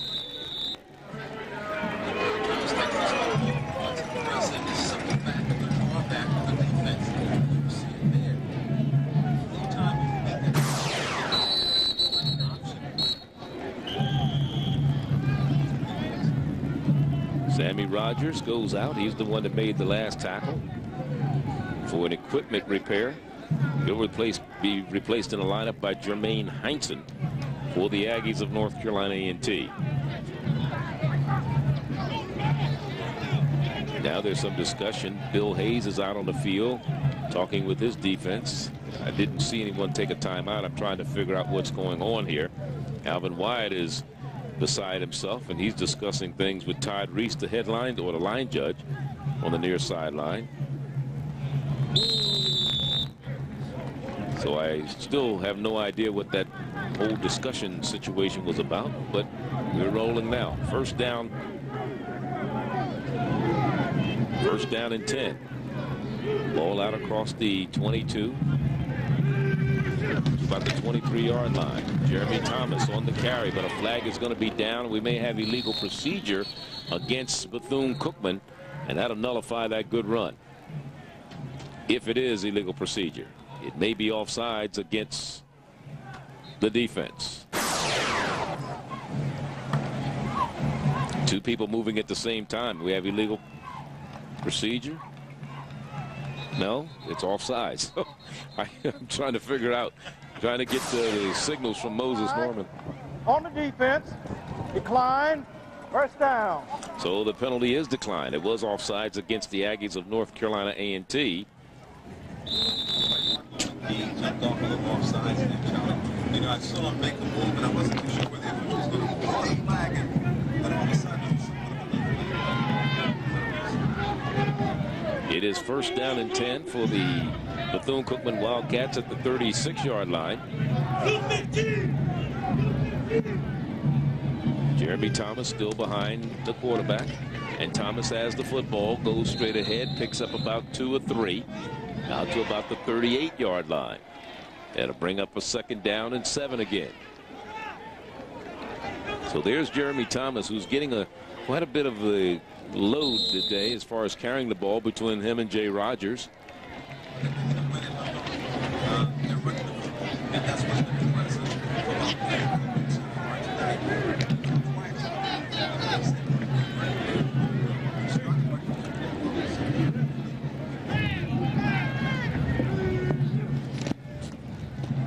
Troutman back to pass. Throws. And it is caught for a first down.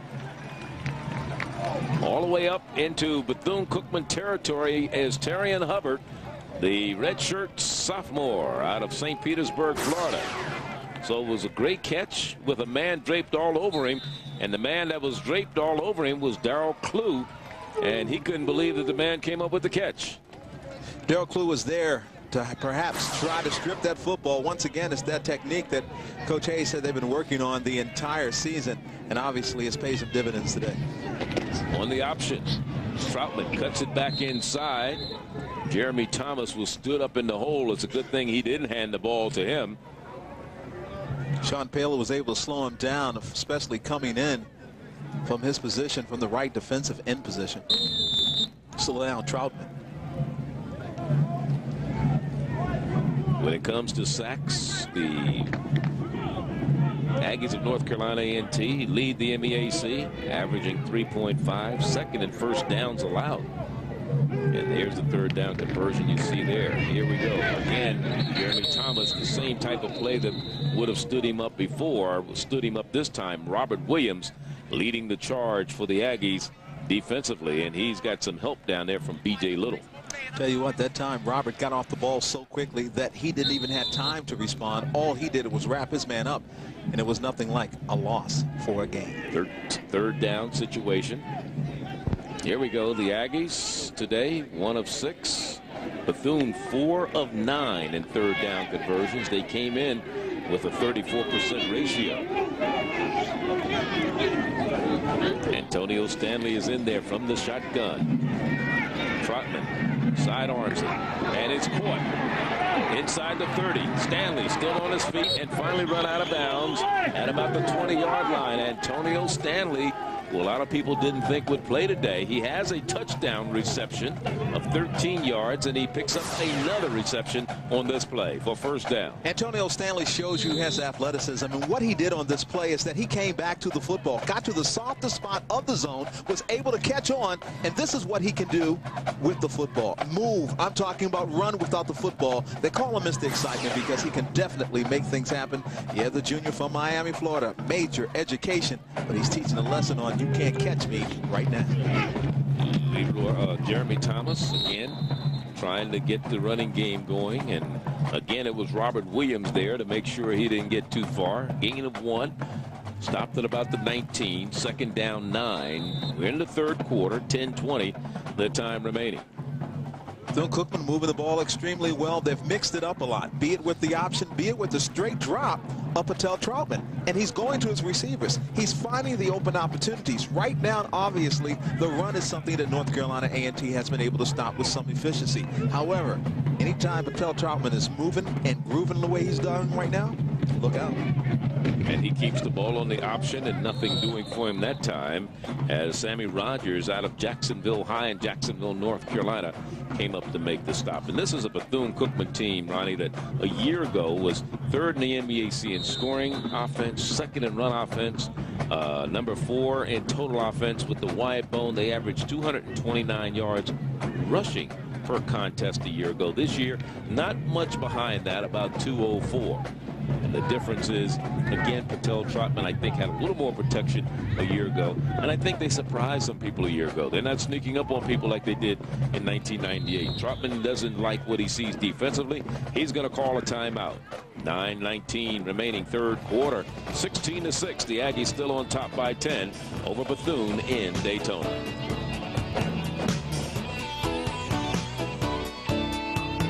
Third quarter. A year ago, the MEAC sent 3 teams to the postseason. Hampton and Florida A&M went to the 1AA playoff, while Bethune represented the conference in the Heritage Bowl, where they lost to Southern 28-2. In fact, only trailed 7-2 at the half in that particular contest, but wound up losing eventually. So Patel Troutman has Antonio Stanley moving to a wing to the left side on the shotgun. Rolls left, looking, has some running room down the middle, takes off. He's at the 5, cuts it outside and knocked out of bounds at about the 1-yard line, where to be first and goal, Bethune Cookman College. Finally run out of bounds. I believe that was Von Keith Spencer who ran him out. Once again, he's a dangerous weapon. Anytime he has the football in his hands, he reads that defense extremely well. He sees that gaping hole, and he says, you know what? There's a possibility I can go inside and maybe even get a touchdown. But you know what? He may have hurt himself on this play, and as a matter of fact, he is coming off to the sideline. Look at him, limping on that knee. Patel Troutman. Now, if he goes out of this game, despite the fact they could easily score on this possession, it will be a costly one for the Wildcats of Bethune-Cookman. Randall Foster in the lineup. We've seen him a little earlier. He's a transfer from Northern Illinois University from Ypsilanti, Michigan. Had to play this year for Troutman, who's been injured on numerous occasions. He's the number 9 passer in the MEAC and could be, a lot of people feel, maybe the best backup in the conference beside Quinn Gray over at Florida A&M. You know, they've got several people around Patel right now, and it doesn't look good for this knee. This young man had knee surgery over the offseason, and let's hope it's nothing serious, because this will be a devastating loss for Bethune-Cookman. Jeremy Thomas is in the wide bone, the third back there. They put a linebacker up there as a blocking back. They also have up there Fillmore Wester. And they give to Jeremy Thomas, who doesn't get in, or does he? Yes, he gets a signal from the official. And Jeremy Thomas scores from 1 yard out. And that is his 4th rushing touchdown this season. And it makes it a 16-12 ball game. So Bethune, despite 6 turnovers in the first half, right back in it right now. Most definitely 12 unanswered points, and watch him here. I mean, he gets it to that end zone, and you know why he does it? Moving them legs. Never stopping until that official puts those hands up, and he says, you know what? They have 6 on their side. So here in the third quarter, the point after, which was missed earlier, is missed again by Danny Mathis. Remember, coming into today's game, he was a perfect 20 for 20 and point after touchdowns, but he has missed 2 in this ball game. And instead of it being a 16-14 ball game, it is 16-12 with 9:05 remaining here in the third quarter. 4-point advantage right now, and it's a situation in which they have scored 12 unanswered points. And Charlie, as you said it best, they could have easily scored 14 unanswered points. And what has to happen is that Billy Hayes has to be saying to himself, what has gone wrong? All of a sudden, we're not moving the football with any efficiency. All of a sudden, we're not stopping the football with any efficiency. And it goes right back to what the point in which you were trying to convince to me that, hey, look, Ronnie, sure, there are the turnovers there, but they're still moving the football. It's evident in the scoreboard right now, 16-14. And an 88-yard drive, and Jeff Rumlin has an update for us from the sideline. Jeff.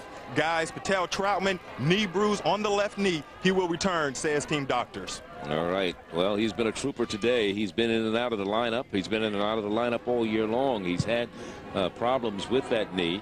And, of course, sometimes the tender spot kind of raises its ugly head when you don't want it to. You know, the thing about it, didn't look like anyone really hit him that bad. Every time he's gone out, it doesn't look like he's taken a serious fall. However, obviously that knee is tremendously tender, and any time it takes any type of foul action, it responds in a negative way.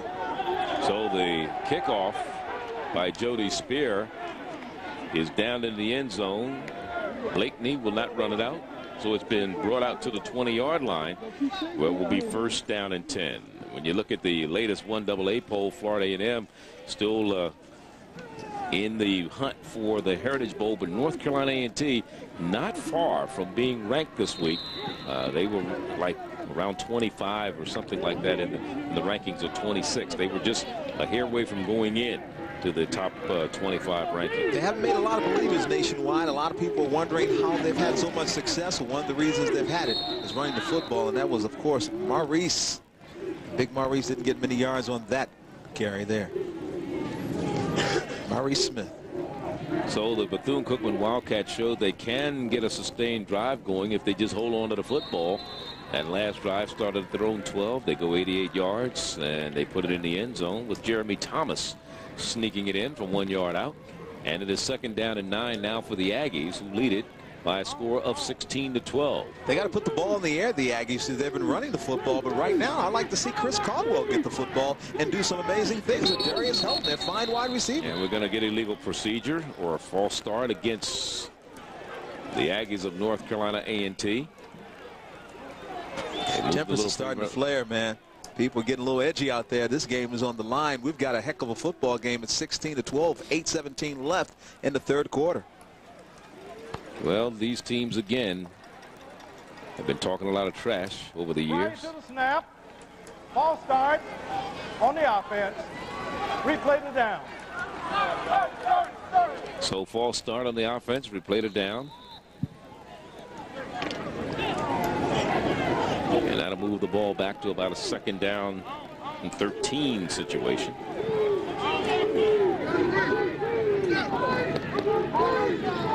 Farmer the up back in the eye.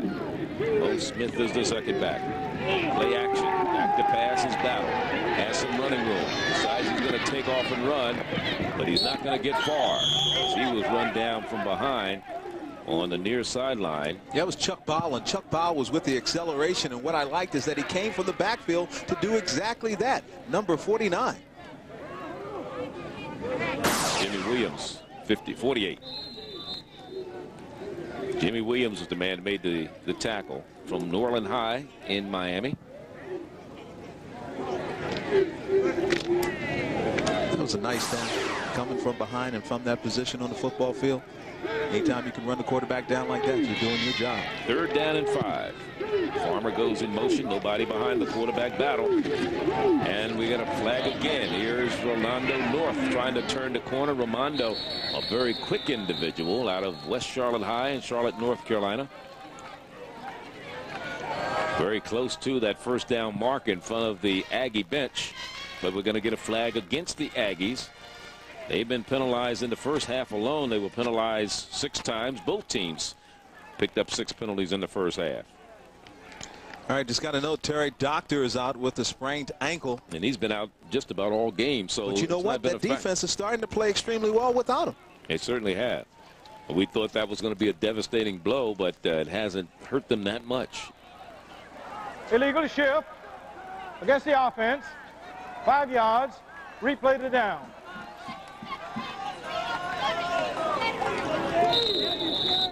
There, let's see, I don't know who that is right now. I can't see the face. That may be Relaford. Yes, it's probably Relaford right now. From the Aggies of North Carolina A&T. Len Relaford went out in the first half. Terry Doctor is out. Trotman's ailing.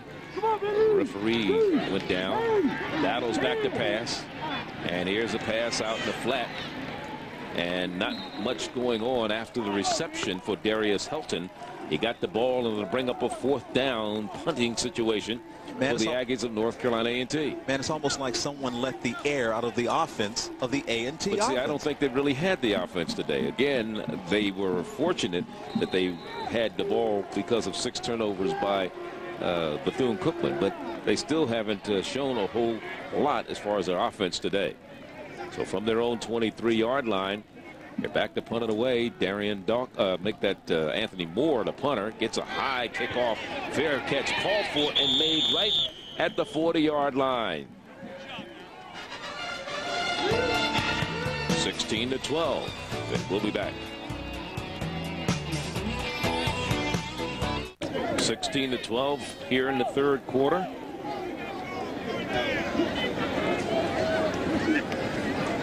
And of course, the winner of this contest takes another step toward the Heritage Bowl. Both of them have to go through Florida A&M, though, before the season ends. And FAMU also unbeaten in conference play so far this season. 1st down and 10, Bethune. Patel Trotman with the pitch back. And here's Rogers trying to make that Porter, rather, trying to turn the corner. Porter picks up a few yards out to about the 43-yard line. A gain of 3. It'll be 2nd down and 7 for Terran Porter. Wrapped up there by Dwayne Carpenter, number 19. You'll see Porter right here. He gets the football off the pitch out by Patel Trotman. Watch that Carpenter on his back. Dwayne's had a pretty good game today. Out of Troy, North Carolina, West Montgomery High. 2nd down 7 for Bethune Cookman. Thomas, the lone setback. And Trotman wants to go back to pass. And he throws. And it's going to be intercepted in the secondary by Tremel Perquette.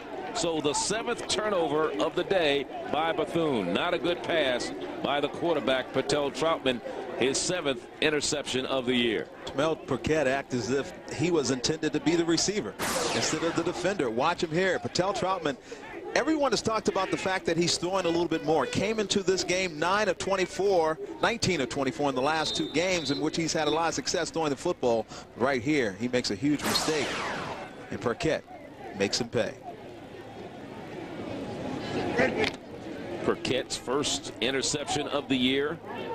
He's a young man who's moved from the running back spot.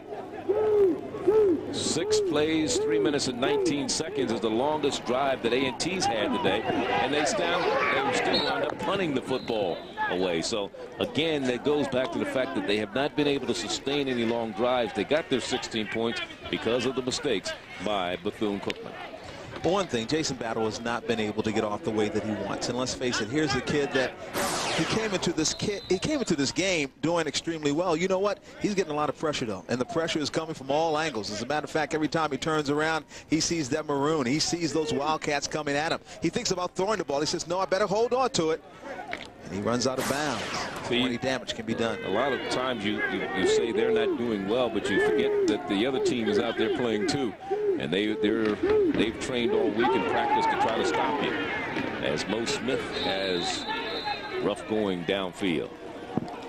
Tell you what, you talked about it earlier in the football game. You're having some problems with the footing out there, and Mo Smith saw an opening. However, he slipped. Late flag, and this will be a dead ball flag, and it's going to be either against one of these 2 teams here. Let's see, somebody got a little rambunctious down there on the tackle. The Bethune Cookman players seemingly thinking it's against the Aggies of A&T. They're both pointing to each other. A&T is walking backwards right now, so it may be against them. It's going to be a dead ball personal foul penalty. I can see that. That's a big one. Moses Norman is our referee. Marty Cobb shaken up earlier in the contest. We have a dead ball, personal foul on the offense. They're down. They're down. One score we have in Howard University down at Norfolk State, leading 3-0. At least they got that shutout off their back from a week ago, 51-0, with 1:45 left in the first quarter. 6 minutes to go here in the third here. A 4-point ball game between Bethune and North Carolina A&T. Now we may have offsides against Bethune. The play is getting very sloppy for as well tuned as these 2 teams are. These are the types of mistakes you shouldn't be making. The false starts, the illegal shifts, the offsides. Offside on the defense, 5 yards. He played it down. Yeah, nose guard Rod Smith jumped off sides. As a matter of fact, Big Rod was trying to get over that center and get into that backfield. 3rd and 20 right now for the Aggies.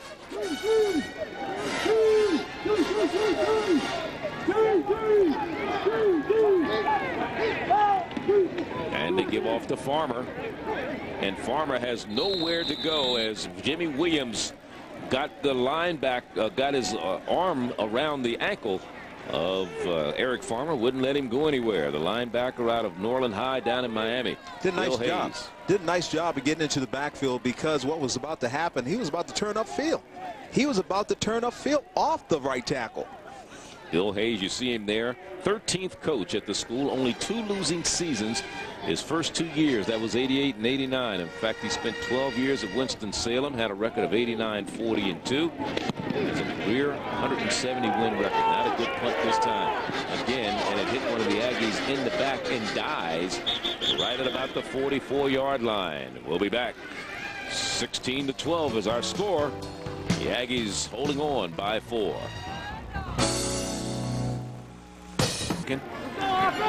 And Patel and Wyatt just finished talking. Patel's over center, hands off, and not much running room that time for Rogers.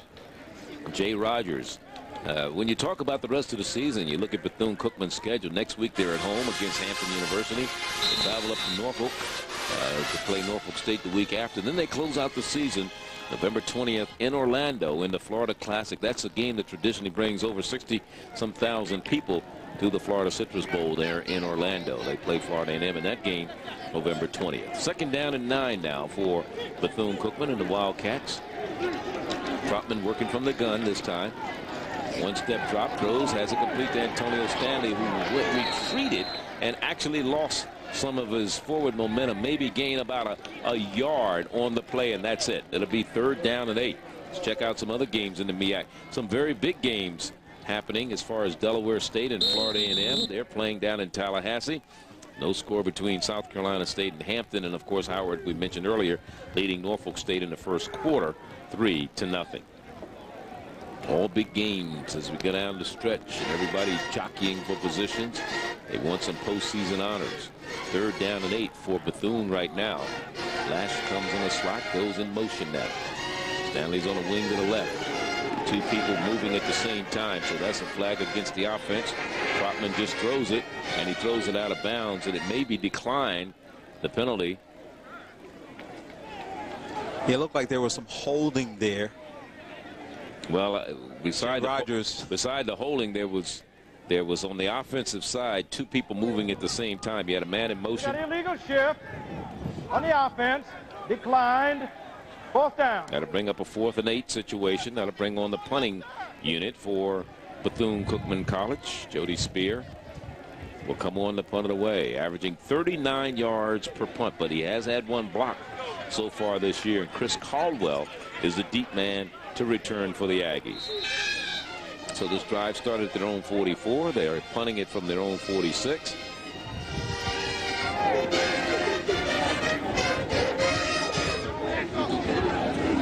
Chris Caldwell, 2nd in the conference in punt returns, averaging 14.8 yards per return.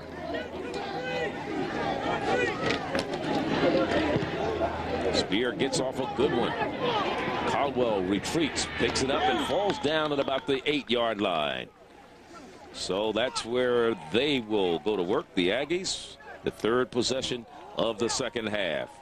And of course, Fallstone Productions stay at the Adams Mark in Daytona Beach, the Daytona Beach Resort. The Adams Mark is Daytona's premier resort with all amenities and the best variety of dining and entertainment.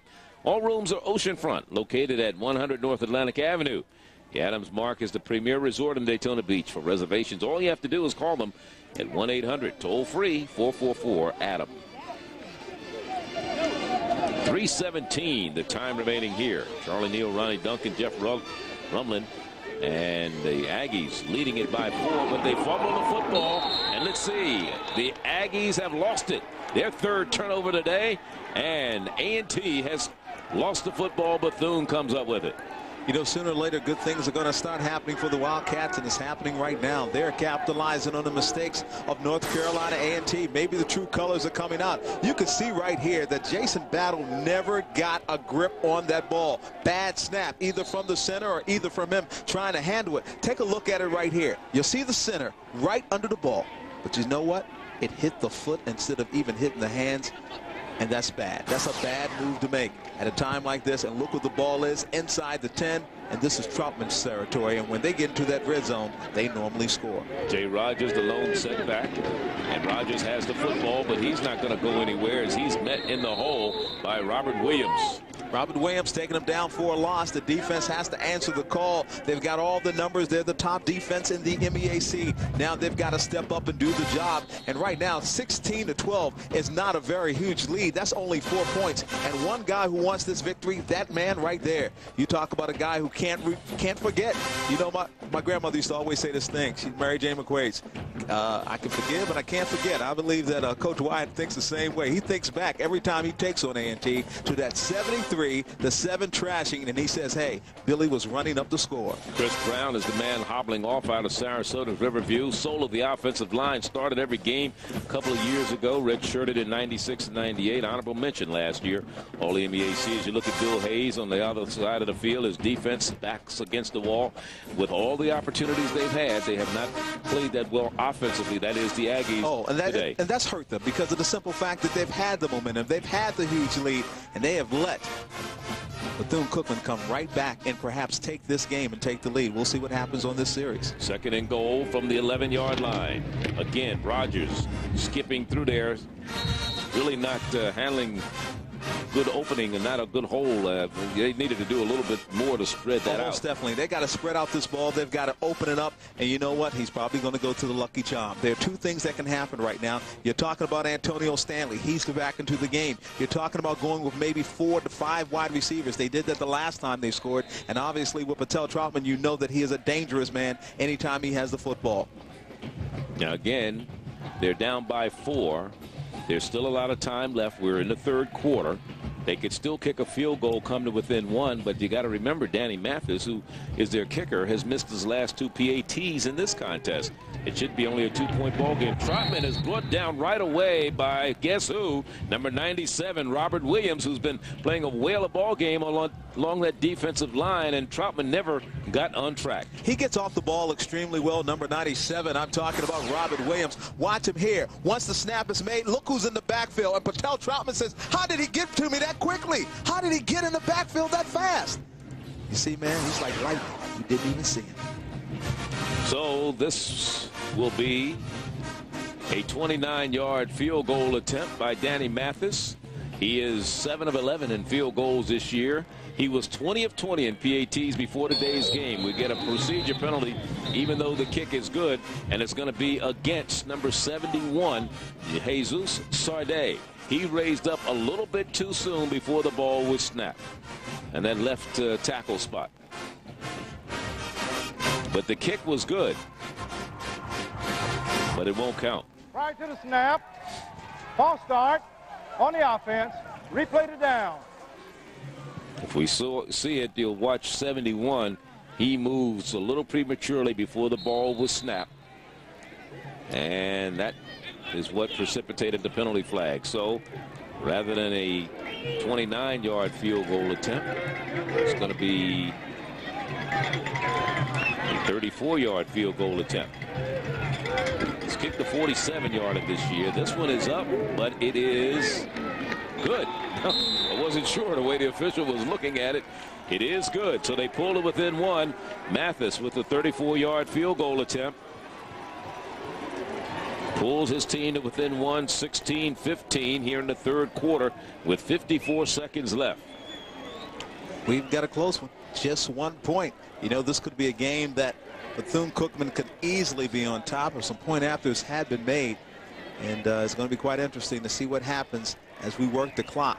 Billy Hayes has to tell his troops, we must move the football. But in order to do that, Billy Hayes has to start getting his quarterback, Jason Battle, to find his receivers. Anytime you got a Darius Helton, number 13 on the field, Romando North, number 1. Anytime you've got a Chris Cardwell or Desmond Adams, you've got to use these people, and you've got to use them to the best of their ability. Now, as far as the tight end is concerned, that is number 88, Marcus Bryson. We have got to see that happen.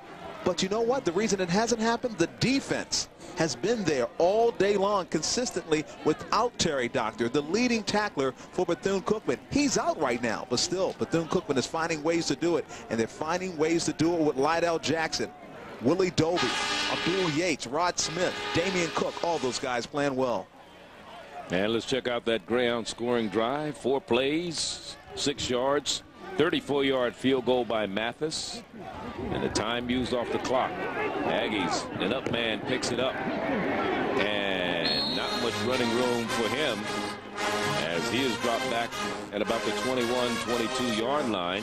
That was Asa Evans, the strong safety out of Fayetteville, North Carolina, who came up with it. You know what?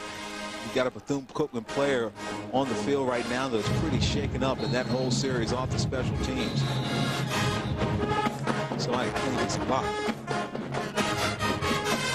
Kenneth. Who is that? Kenneth Finley? You know, we look all year long, the Bethune-Cookman Wildcats in coming into today's game in 7 games had turned the ball over 13 times. Well, actually, a total of 22 times. 13 fumbles, 9 interceptions, but today they've turned the ball over 7 times. The Aggies 3. That's 10 turnovers between the two teams in a game that was supposed to be, you know, one of your showcase games, and the teams, neither one did a good job of protecting the football. First down and 10 at the 21-yard line for the Aggies, leading by 1. Here's a pass to Darius Houghton. And let's go down to Jeff Rumlin for an injury report. Jeff. Guys, offensive lineman Chris Brown, his foot was stepped on. He should be able to go back in the game. Charlie, you have to wonder, with all of these injuries, how BCC will continue in this game and further down the road, because they're getting knocked down real hard. They certainly are, and a lot of people have gone to the sideline and have not come back today. And some people who we didn't expect to see have come on and played because they were a little banged up. But you have to sometimes button that chin strap and give that extra effort, especially when the chips are down. On second down, Battle wants to put it in the air, reverses his field, and gets a little running room, but he runs right into the heart of the defense of Bethune Cookman.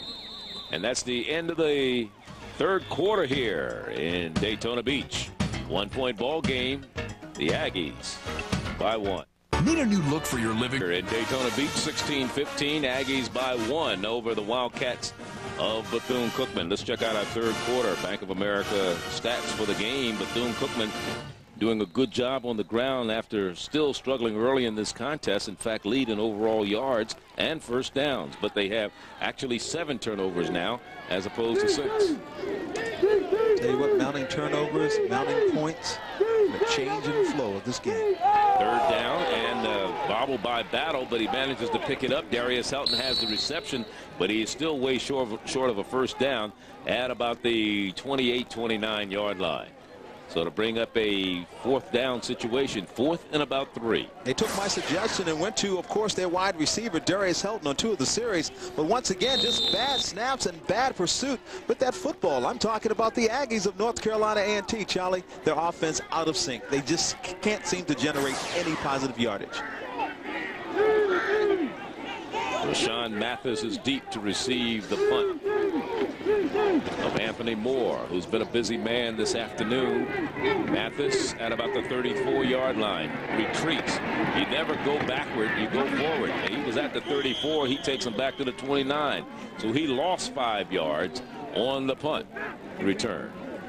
But it'll be Bethune's ball, first down and 10 from their own 29-yard line. They trail it by 1, 16-15. We talked about all the points that North Carolina A&T had scored this year against MEAC opponents. They've been held pretty much in check today.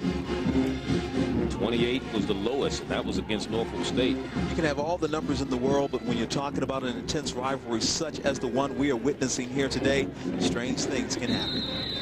And we get Josh Rogers, or Jay Rogers, trying to get it going. Jay picks up, actually lost about a yard on the play. Second down and 11.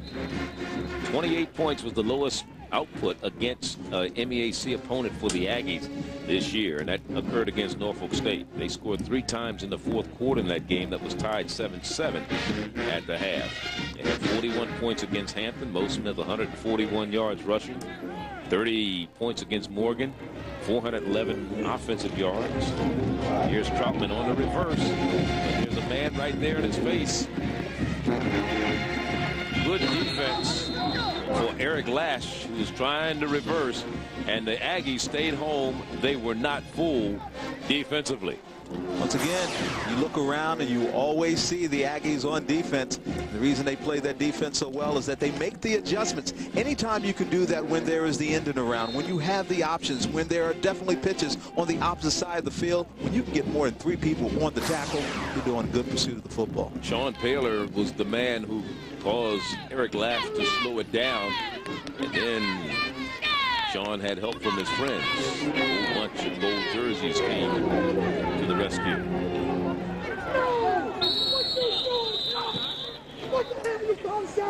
Now Alvin Wyatt, he's beside himself because some of the players, he had too many people on the field or not enough. Anyway, he calls a timeout and he's in Patel's face. We'll be back. A&T by 1. Was talking about Alvin White. He had 34 interceptions as a collegian who played here at Bethune Cookman College, and it still stands as an all-time career performance over his career. And there's a symbol of the injuries, our referee, Marty Cobb, who went out with a bruised shoulder. But you know what? Doesn't want to leave the game. He wants to see the very ending. No question about it.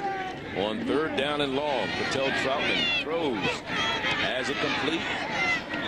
And it should be enough for a 1st down in front of the Aggie bench at about the 41-yard line. Eric Lash was the receiver. Was the man who came up with the reception. High snap or high pass, but Lash went up and got it. You know, they say this young man can throw the football when he finds the time, and look at him rolling out, and he finds Eric Lash. Lash with a nice reception. Came back to the ball, gave a little cushion between him and the defender. Out at the 40-yard line is where the Bethune-Cookman Wildcats have the ball. 1st down and 10. We're in the 4th quarter from the shotgun. Troutman throws again, and it's Lash again on the reception at midfield, and he's about a yard shy of a 1st down. It'll be 2nd down and 1 as Sammy Rogers was defending for the Aggies of North Carolina A&T. Comes back again for the ball, and what I like about it, he does it from the other side. But you know why he's able to get open? You know why he's able to come back? Tremendous speed, and that's what you get in a great wide receiver, and he's growing in confidence every time that Patel throws the ball his way. 2nd down and 1. Jeremy Thomas is back there with Patel, who is again working from the shotgun.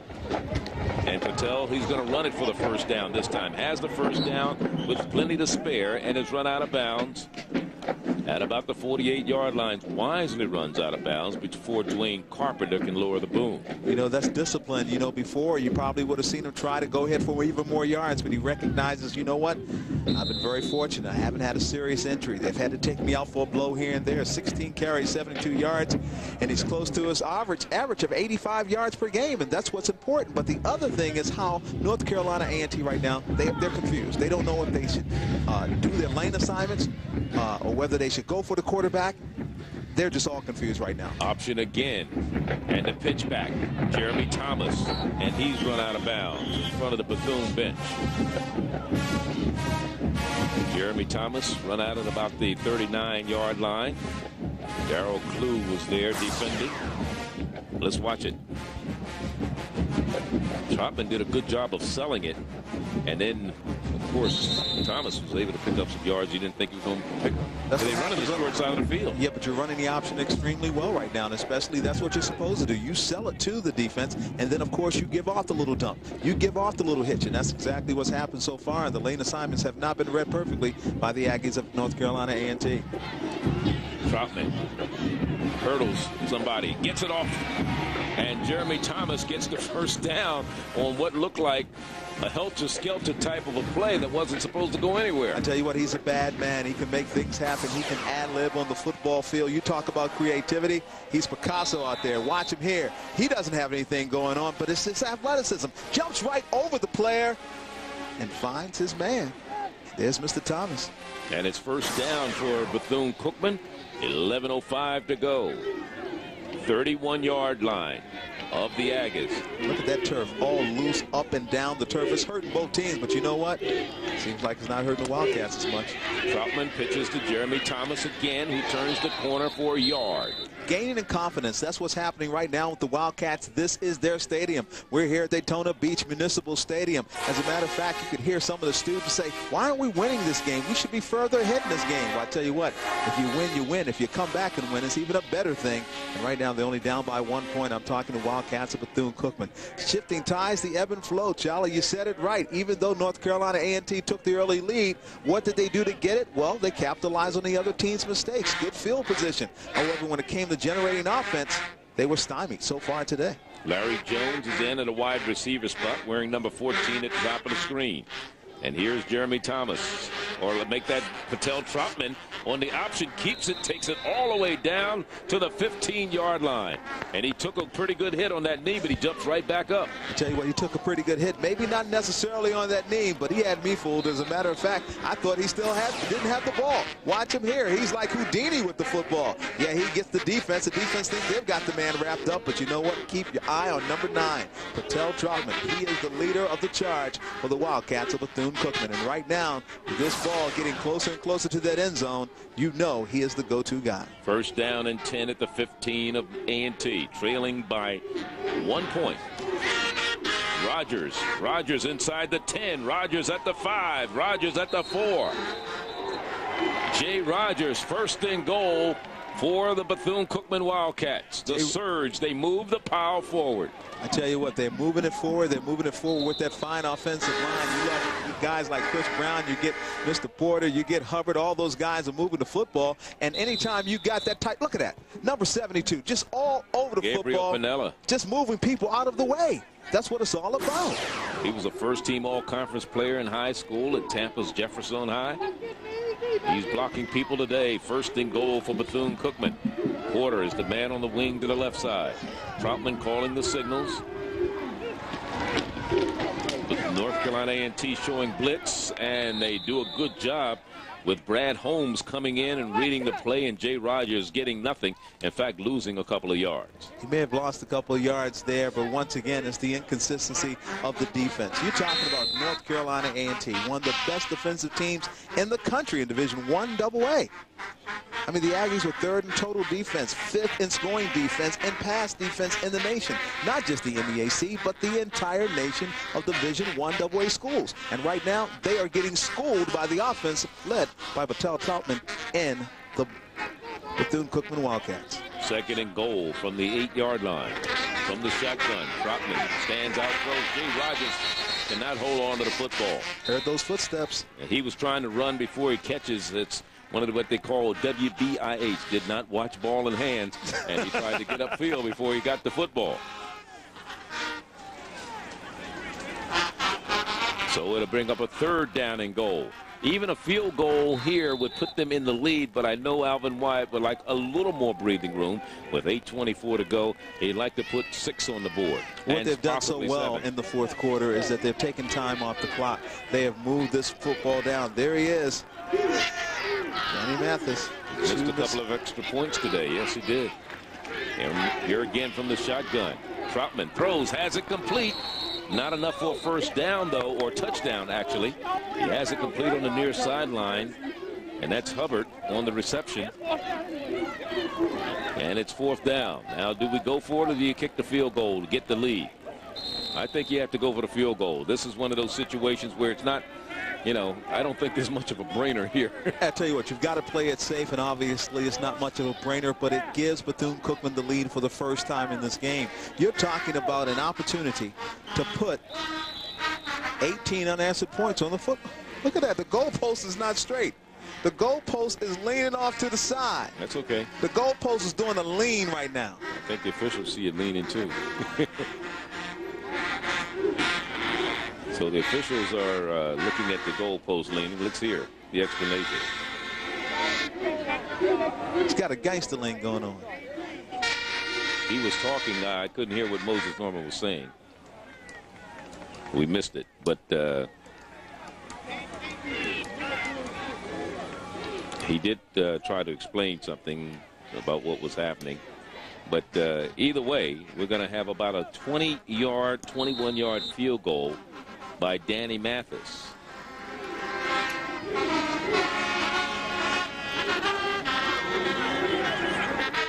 They added some time on the clock. Danny Mathis from the left hash mark. The ball is up. It is good. So Bethune-Cookman with Danny Mathis, 21-yard field goal. He's hit the last 2.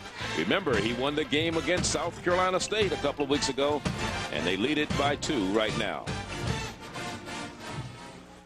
16 Bethune, who trailed early in this ball game, 16-0, have turned the ball over 7 times. It resulted in 16 points for A&T in the lead for the first time this afternoon, and they are still playing very tough on special teams, not allowing the special teams people to get good field position, as Taz Redden was downfield quickly to make the stop defensively for the Bethune Cookman Wildcats, who lead it by 2. Let's check out the Greyhound scoring drive.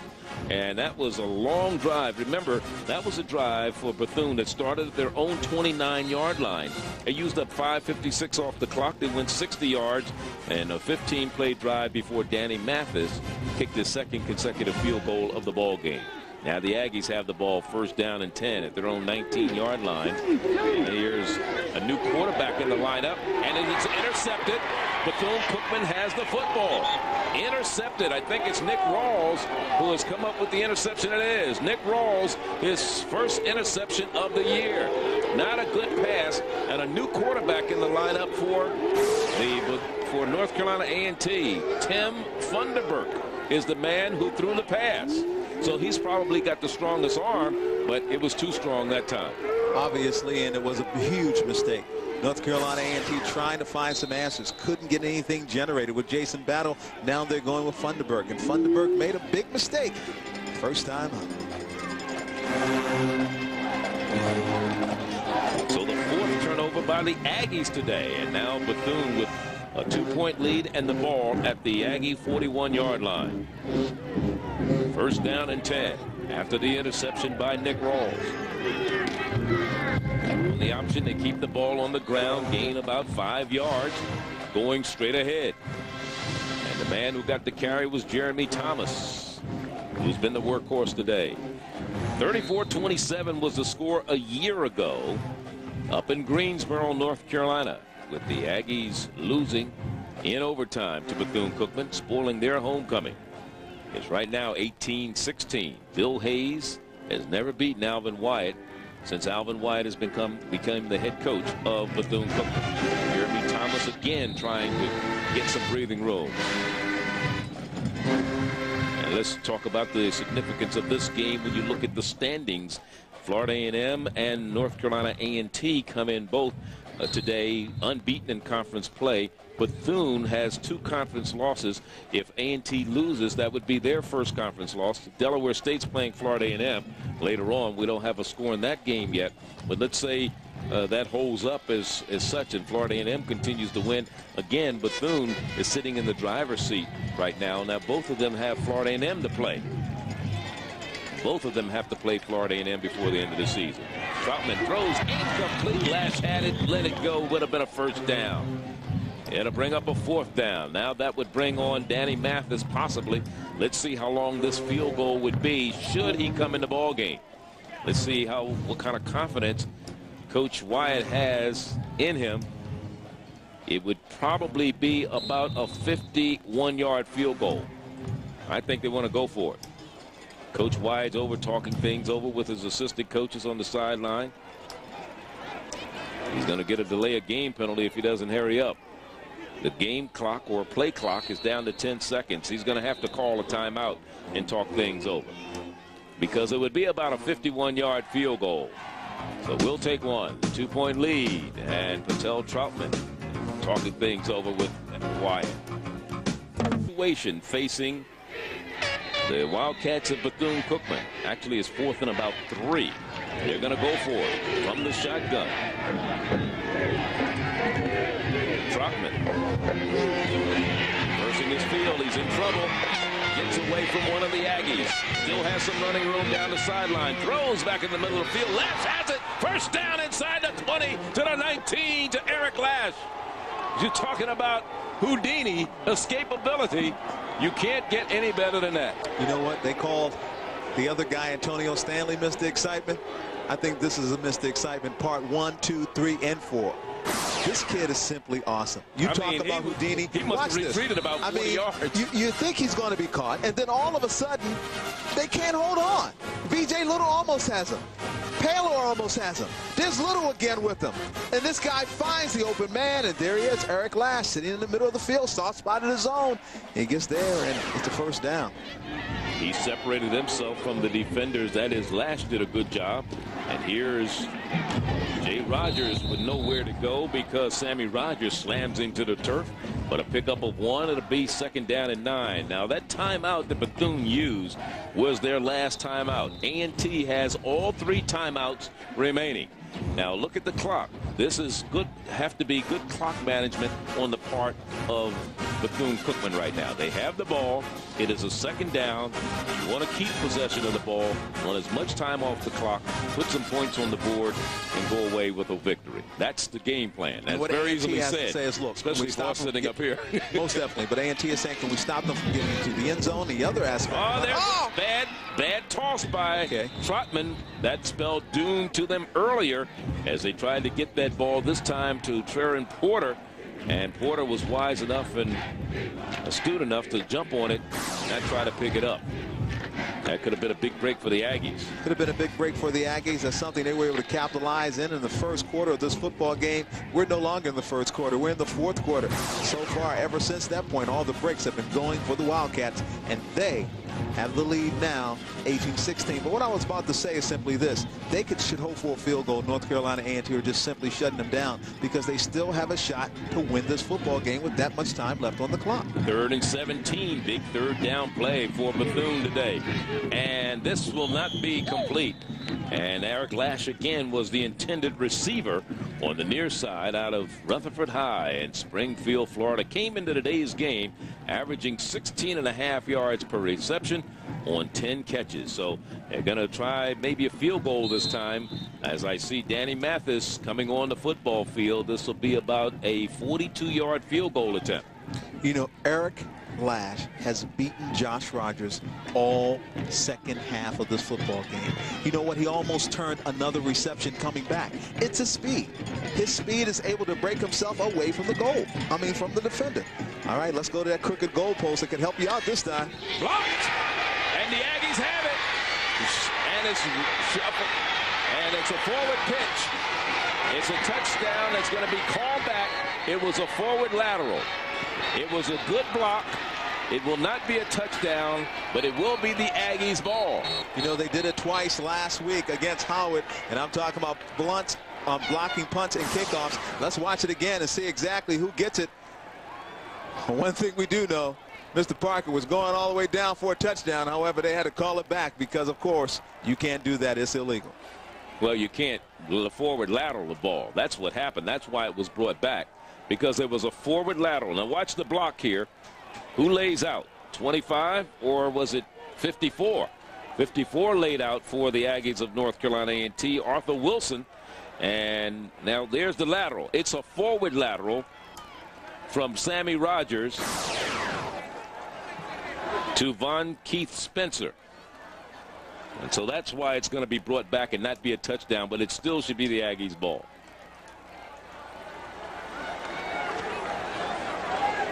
It's not a penalty. Well, it is a penalty because it's an illegal forward pass. You cannot have a forward lateral.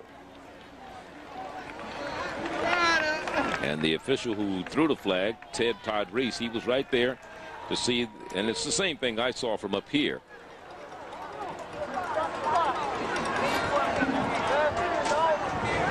On the block punt and on the run back, that was an illegal forward pass against goal. Got to be a 5-yard penalty from the spot and their ball. That's the way it is. A 5-yard penalty from the spot of the forward lateral, and the Aggies still retain possession of the football. All right, they win games on defense right now, and now the Aggies have to call on their offense to pull them out. If Funderburk is going to come back into this football game, he's going to have to look at the last series and recognize that he threw the big interception that almost led to another touchdown by Bethune Cookman. Let's see if we can see this from a distance, because, you know, Darrell Clue got in there as well. And there's the block. Now watch Sammy Rogers. He's got the ball. Now he shifts it forward to Von Keith Spencer. And that's why it is brought back. Well, I don't know why he's not comfortable with the call. That is Coach Hayes. Of course, we want every edge, and you want a full explanation of why it's not a touchdown, especially in a close ball game like that. Both coaches are out on the field working the officials. Bill Hayes has gone back to the sideline. Alvin White still doesn't look very happy about it either. Look at that face of Coach Hayes, man. Well, this is, you know, We're in crunch time. 4:21 Hey, that's how they remaining. make that living. This is a big rivalry. That's right. This just isn't any game. That's Alvin Wyatt on the other sideline and Bethune Cookman. Here's the 5-yard penalty, so the drive will start now at their own 37-yard line. This is A&T leading it by trailing by 2 points, 18-16. So you make your own opportunities, and that was a big opportunity, a big break for Jason Battle's back in the game for the Aggies of North Carolina A&T. As you said, Battle's back at quarterback, almost handing the ball off, and not much doing as they try to keep the ball on the ground and hand it off to Maurice Smith. Maurice Smith didn't get anything going as Taz Redden made sure. A&T still has all 3 timeouts remaining. Taz Redden, look at him. If you're looking at this game, you're probably surprised that North Carolina A&T is undefeated in conference play. The way they've demonstrated and orchestrated their offense today, they just don't have it. But you see, you can't take anything away from Bethune Cookman. They came to play also. Here we go. Mo Smith trying to turn the corner the other way, and nothing happening as Abdul Yates was there to bring him down. Most definitely, Charlie, and it's true. I mean, they have brung it to him all day long. You talk about bringing the football. You talk about the defense clamming down. You're making sure that you're cutting people short. I mean, let's face it. We've seen Mo Smith just terrorize teams the way he did Norfolk about 3 weeks ago. But Abdul Yates does not give up. Relentless in his pursuit to make sure he brings down Mo Smith. 3rd down and 10. 3:42. The time still still running. Time remaining. And I think maybe we're going to see the Aggies. No, I thought we were going to see a timeout, but there's a little confusion on who was in the lineup at that particular time. And now we are going to see a timeout by the Aggies. So they use their first. They have 2 remaining. Bethune has used all 3 of theirs in the second half, but they lead it by 2. We'll be back. Down play of the game as you look at Patel Troutman on the right-hand side, who has engineered a great comeback for his Bethune Cookman Wildcats. Bethune Cookman #1 in the conference in 3rd down conversions with their opponents. That is defending the 3rd down conversion. Let's see what happens here. And it is a lateral caught and out of bounds, but short of a 1st down for the Aggies. They only get up to about the 44-yard line. Adrian Parks tried to make it happen. It's called a hook and ladder. Well, hook and lateral. That's how you want to look at it. Yeah, they thought they had it, as a matter of fact. And you know what? For a second there, I thought they were going to get the 1st down, but not enough. And obviously, there's no turning back. There's no more tomorrow. You go for it on 4th down. 4th down and about 3. The ball at the 44-yard line. This year, the Aggies in 4th down situations, only 1 of 15. And they use their 2nd timeout as Battle goes over to the sideline.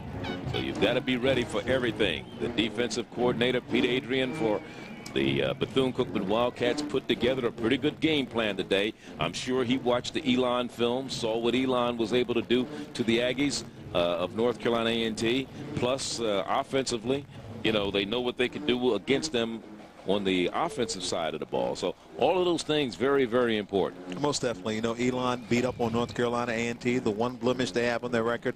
If there's any similarity, both teams run the option. You know, the thing about it is that when you got a kid like Patel Troutman on the football field, and I don't know how many times I think he went out of this game, what, 2 or 3 times, and there he is. Obviously, he will be our player of the game.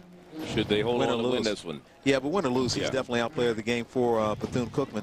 This young man is just simply talented. The first time I ever got a chance to see him, I saw what he looked like. I said, you know what? This kid simply can play. Not only can he play, he generates excitement. He is the reason why Alvin Wyatt should, you know what? As a matter of fact, Coach Wyatt should have given half of that trophy of Coach of the Year to him last year, because this kid is one of the reasons why his team is so good. So a 4th down play. We said that 3rd down play was the biggest of the game. This 4th down play is the biggest for both squads. It's going to be a big play. Let's see what happens with Maurice Smith. You got Eric Farmer there in the I formation. You got their 2 wide receivers. They got to make something happen. Can Bethune hold on? And here's a play action battle with some time. Throws incomplete. Incomplete. And a flag goes down. We may have interference against Bethune Cookman. Let's see. A late flag comes in. A late flag comes in. Rodney Bush, the tight end, was being held. I wonder if the official caught that. Interference against Bethune is the call.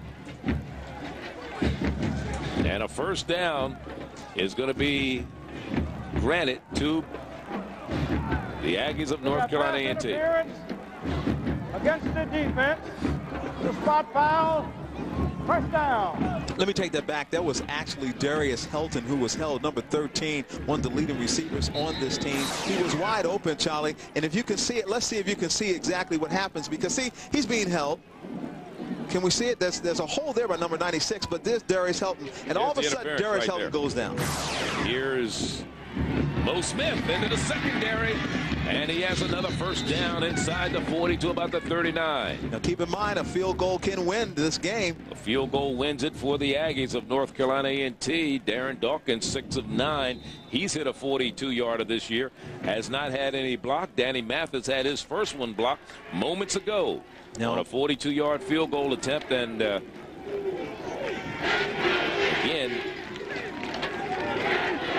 the tide has turned in favor of the Aggies, trying to keep this drive alive. Mo Smith again gets outside. He has some running room. Daylight, and he's finally not. Oh, he did. He was run out of bounds at about the 12 or 11-yard line. Make it the 11-yard line for Maurice Smith. Quasim Mitchell, left tackle, number 78. One of the reasons it happened, and number 63. Watch this, Kinlock. Watch what happens right here. See, right off number 78, off the left tackle. You see exactly what happens, and he makes the extra yardage for himself. This kid is so explosive. I've enjoyed watching him play, and I'm talking about Maurice Smith. But you know what happens a lot of times is you're playing up tight, and it really crowds the line of scrimmage. If you can get past that first wave of defenders, you've got some daylight out there. And now you rely on the secondary to bring your man down. All right, you play it conservative now. You going for the touchdown, or you just play it to get to the field goal. That's what happens right now. The time is moving on the clock. You got one timeout left. Alvin Wyatt, you know what? He played his cards very early. He has no timeouts left. He can't control the clock. A couple of those timeouts were not necessarily because he wanted to call the timeouts. Yeah. There was some confusion out there, and in order to be not to be penalized, they decided that in a couple of situations they had to call a timeout to save the 5-yard or 10-yard penalty here and there. Put it this way, their timeouts he wish he had back. I'm sure he does. Second down, and here Maurice Smith this time has stood up. Hubbard, the first man to meeting. Remember, Terry Doctor, who was one of the top leaders, number 2 in the conference in tackles, went out of this game early with a sprained ankle and has not returned. We've seen a number of players go out. Also, on the defensive side for the Aggies, Len Relaford went out. He's out of uniform in the second half in civilian clothes. So we've had our share of injuries. We've seen Patel Trotman in and out of the lineup. We've seen the Aggies use 3 different quarterbacks today. We've seen actually 2 different quarterbacks, Battle and Funderburk. We've seen Bethune Cookman use 3 quarterbacks today. We've seen him use Troutman, Foster, and Taji Parrish. She looked at Dawkins over on the sideline on 3rd down. And again, Giddens stands up. The running back, Maurice Smith. And that'll bring up a 4th down situation with 1 minute, under a minute to go. And here comes Darren Dawkins. So this may be the biggest kick for him this season. Darren Dawkins, 6 of 9 on field goals, 5th in the conference in field goal percentage at 66%. They're letting the clock run down. It's all the way down to 43 seconds. This will be a 25-yard field goal attempt for Darren Dawkins. You can believe every member of that Wildcat team is going in for the block. The punter, Antonio Moore, is the holder. It's a high snap. It's up, and it's long enough, and it is good. It splits the uprights with 26 seconds to go.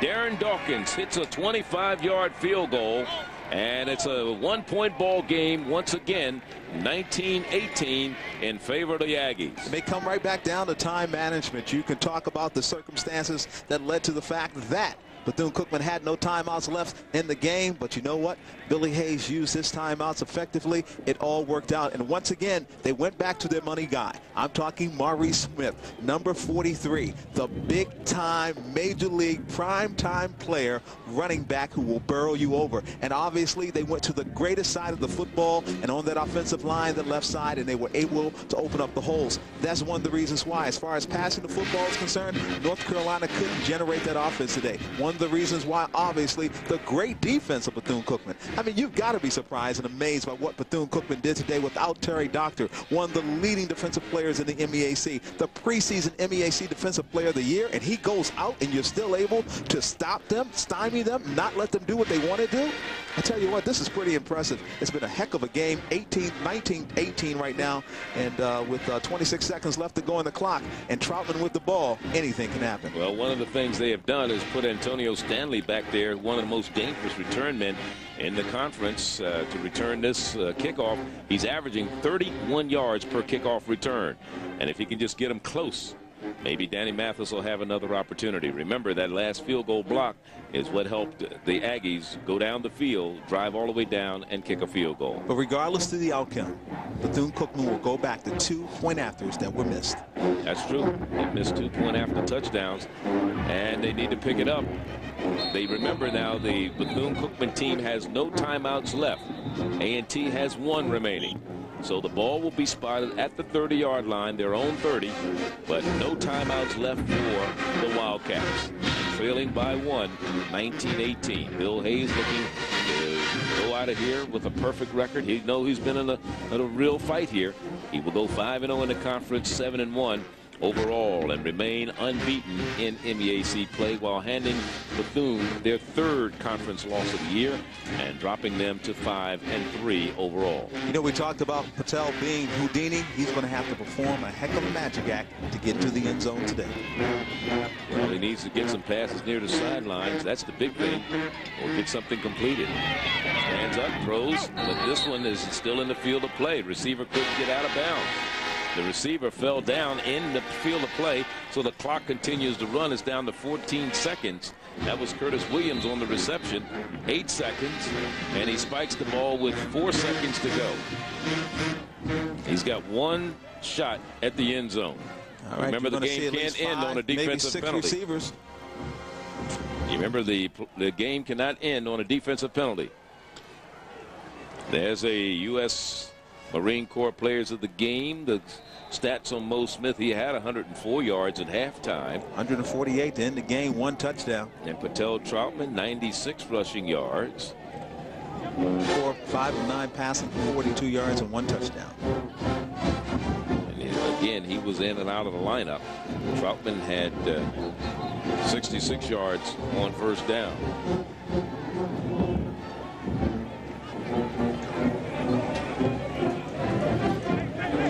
So they got 5 receivers in the game right now, Charlie. And of course, you've got to let it go just like they did just before halftime.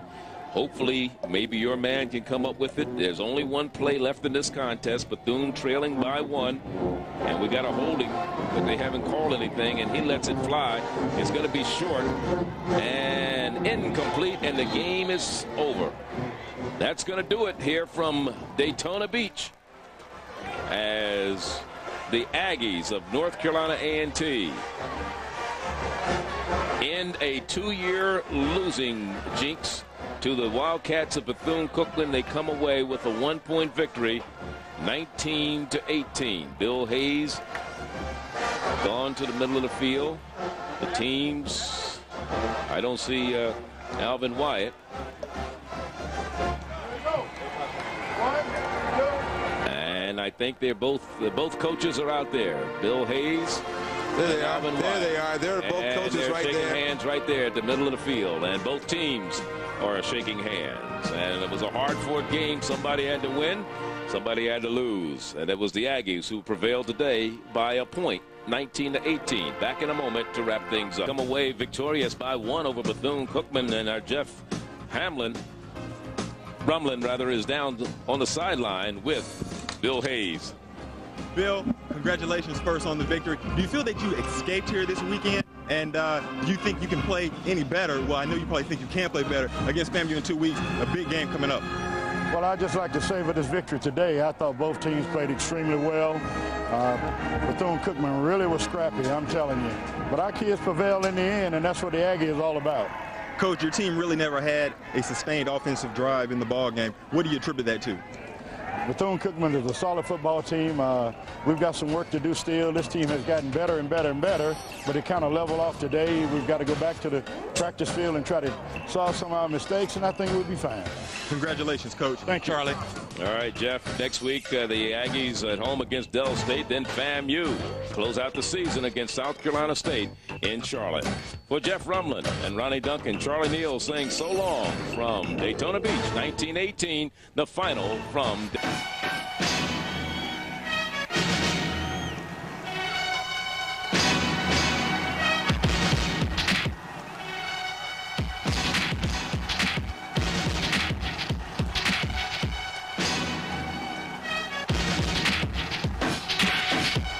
Black Entertainment Television proudly presents a final showdown in the Southwest Airlines Capital City Classic. Today, from Mississippi Veterans Stadium in Jackson, Mississippi, it's the Braves of Alcorn State taking on the Jackson State Tigers. Hello, everybody. George Johnson along with Charles Mann. You figure for Jackson State, the important thing is to get out of this game healthy. After all, they're already headed to the first ever SWAC championship football game in December. But going in, they want to still have momentum. And most importantly, they do not want to lose to their rival, Alcorn State. And when you think about the Braves of Alcorn State, they've struggled. They've lost 4 straight coming in. How do they knock off one of the better teams in the conference? They do it by having a balanced attack. This team has gotten too one-dimensional over the last several weeks, and that's why they've been losing ball games. And they get healthy today by getting Rodney Thomas into the game. He's only averaging 68.8 yards rushing per game. You got to get him over 100 yards if they want to be successful. When you talk about running games, Jackson State has seen some great running backs, most notably the late, great Walter Payton. And yet, Destry Wright today is looking to break a whole bunch of records in school history. Oh, my goodness. Yes, he is. He's looking to break his own record of last year with 108 yards rushing. But more importantly, he wants to get 158 yards rushing. That will make him Jackson State's all-time leading rusher in their history. And he does it today because last year against Alcorn, he was able to rush for 187 yards. Talking about last year, the Braves looked up at the scoreboard with 11 minutes left in the first quarter and saw themselves down already 21-0. They're looking for a better showing in this one.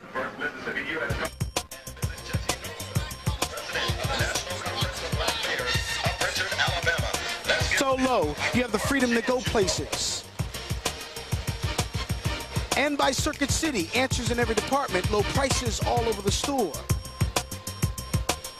And by Western Union, money transfer, fastest way to send money worldwide.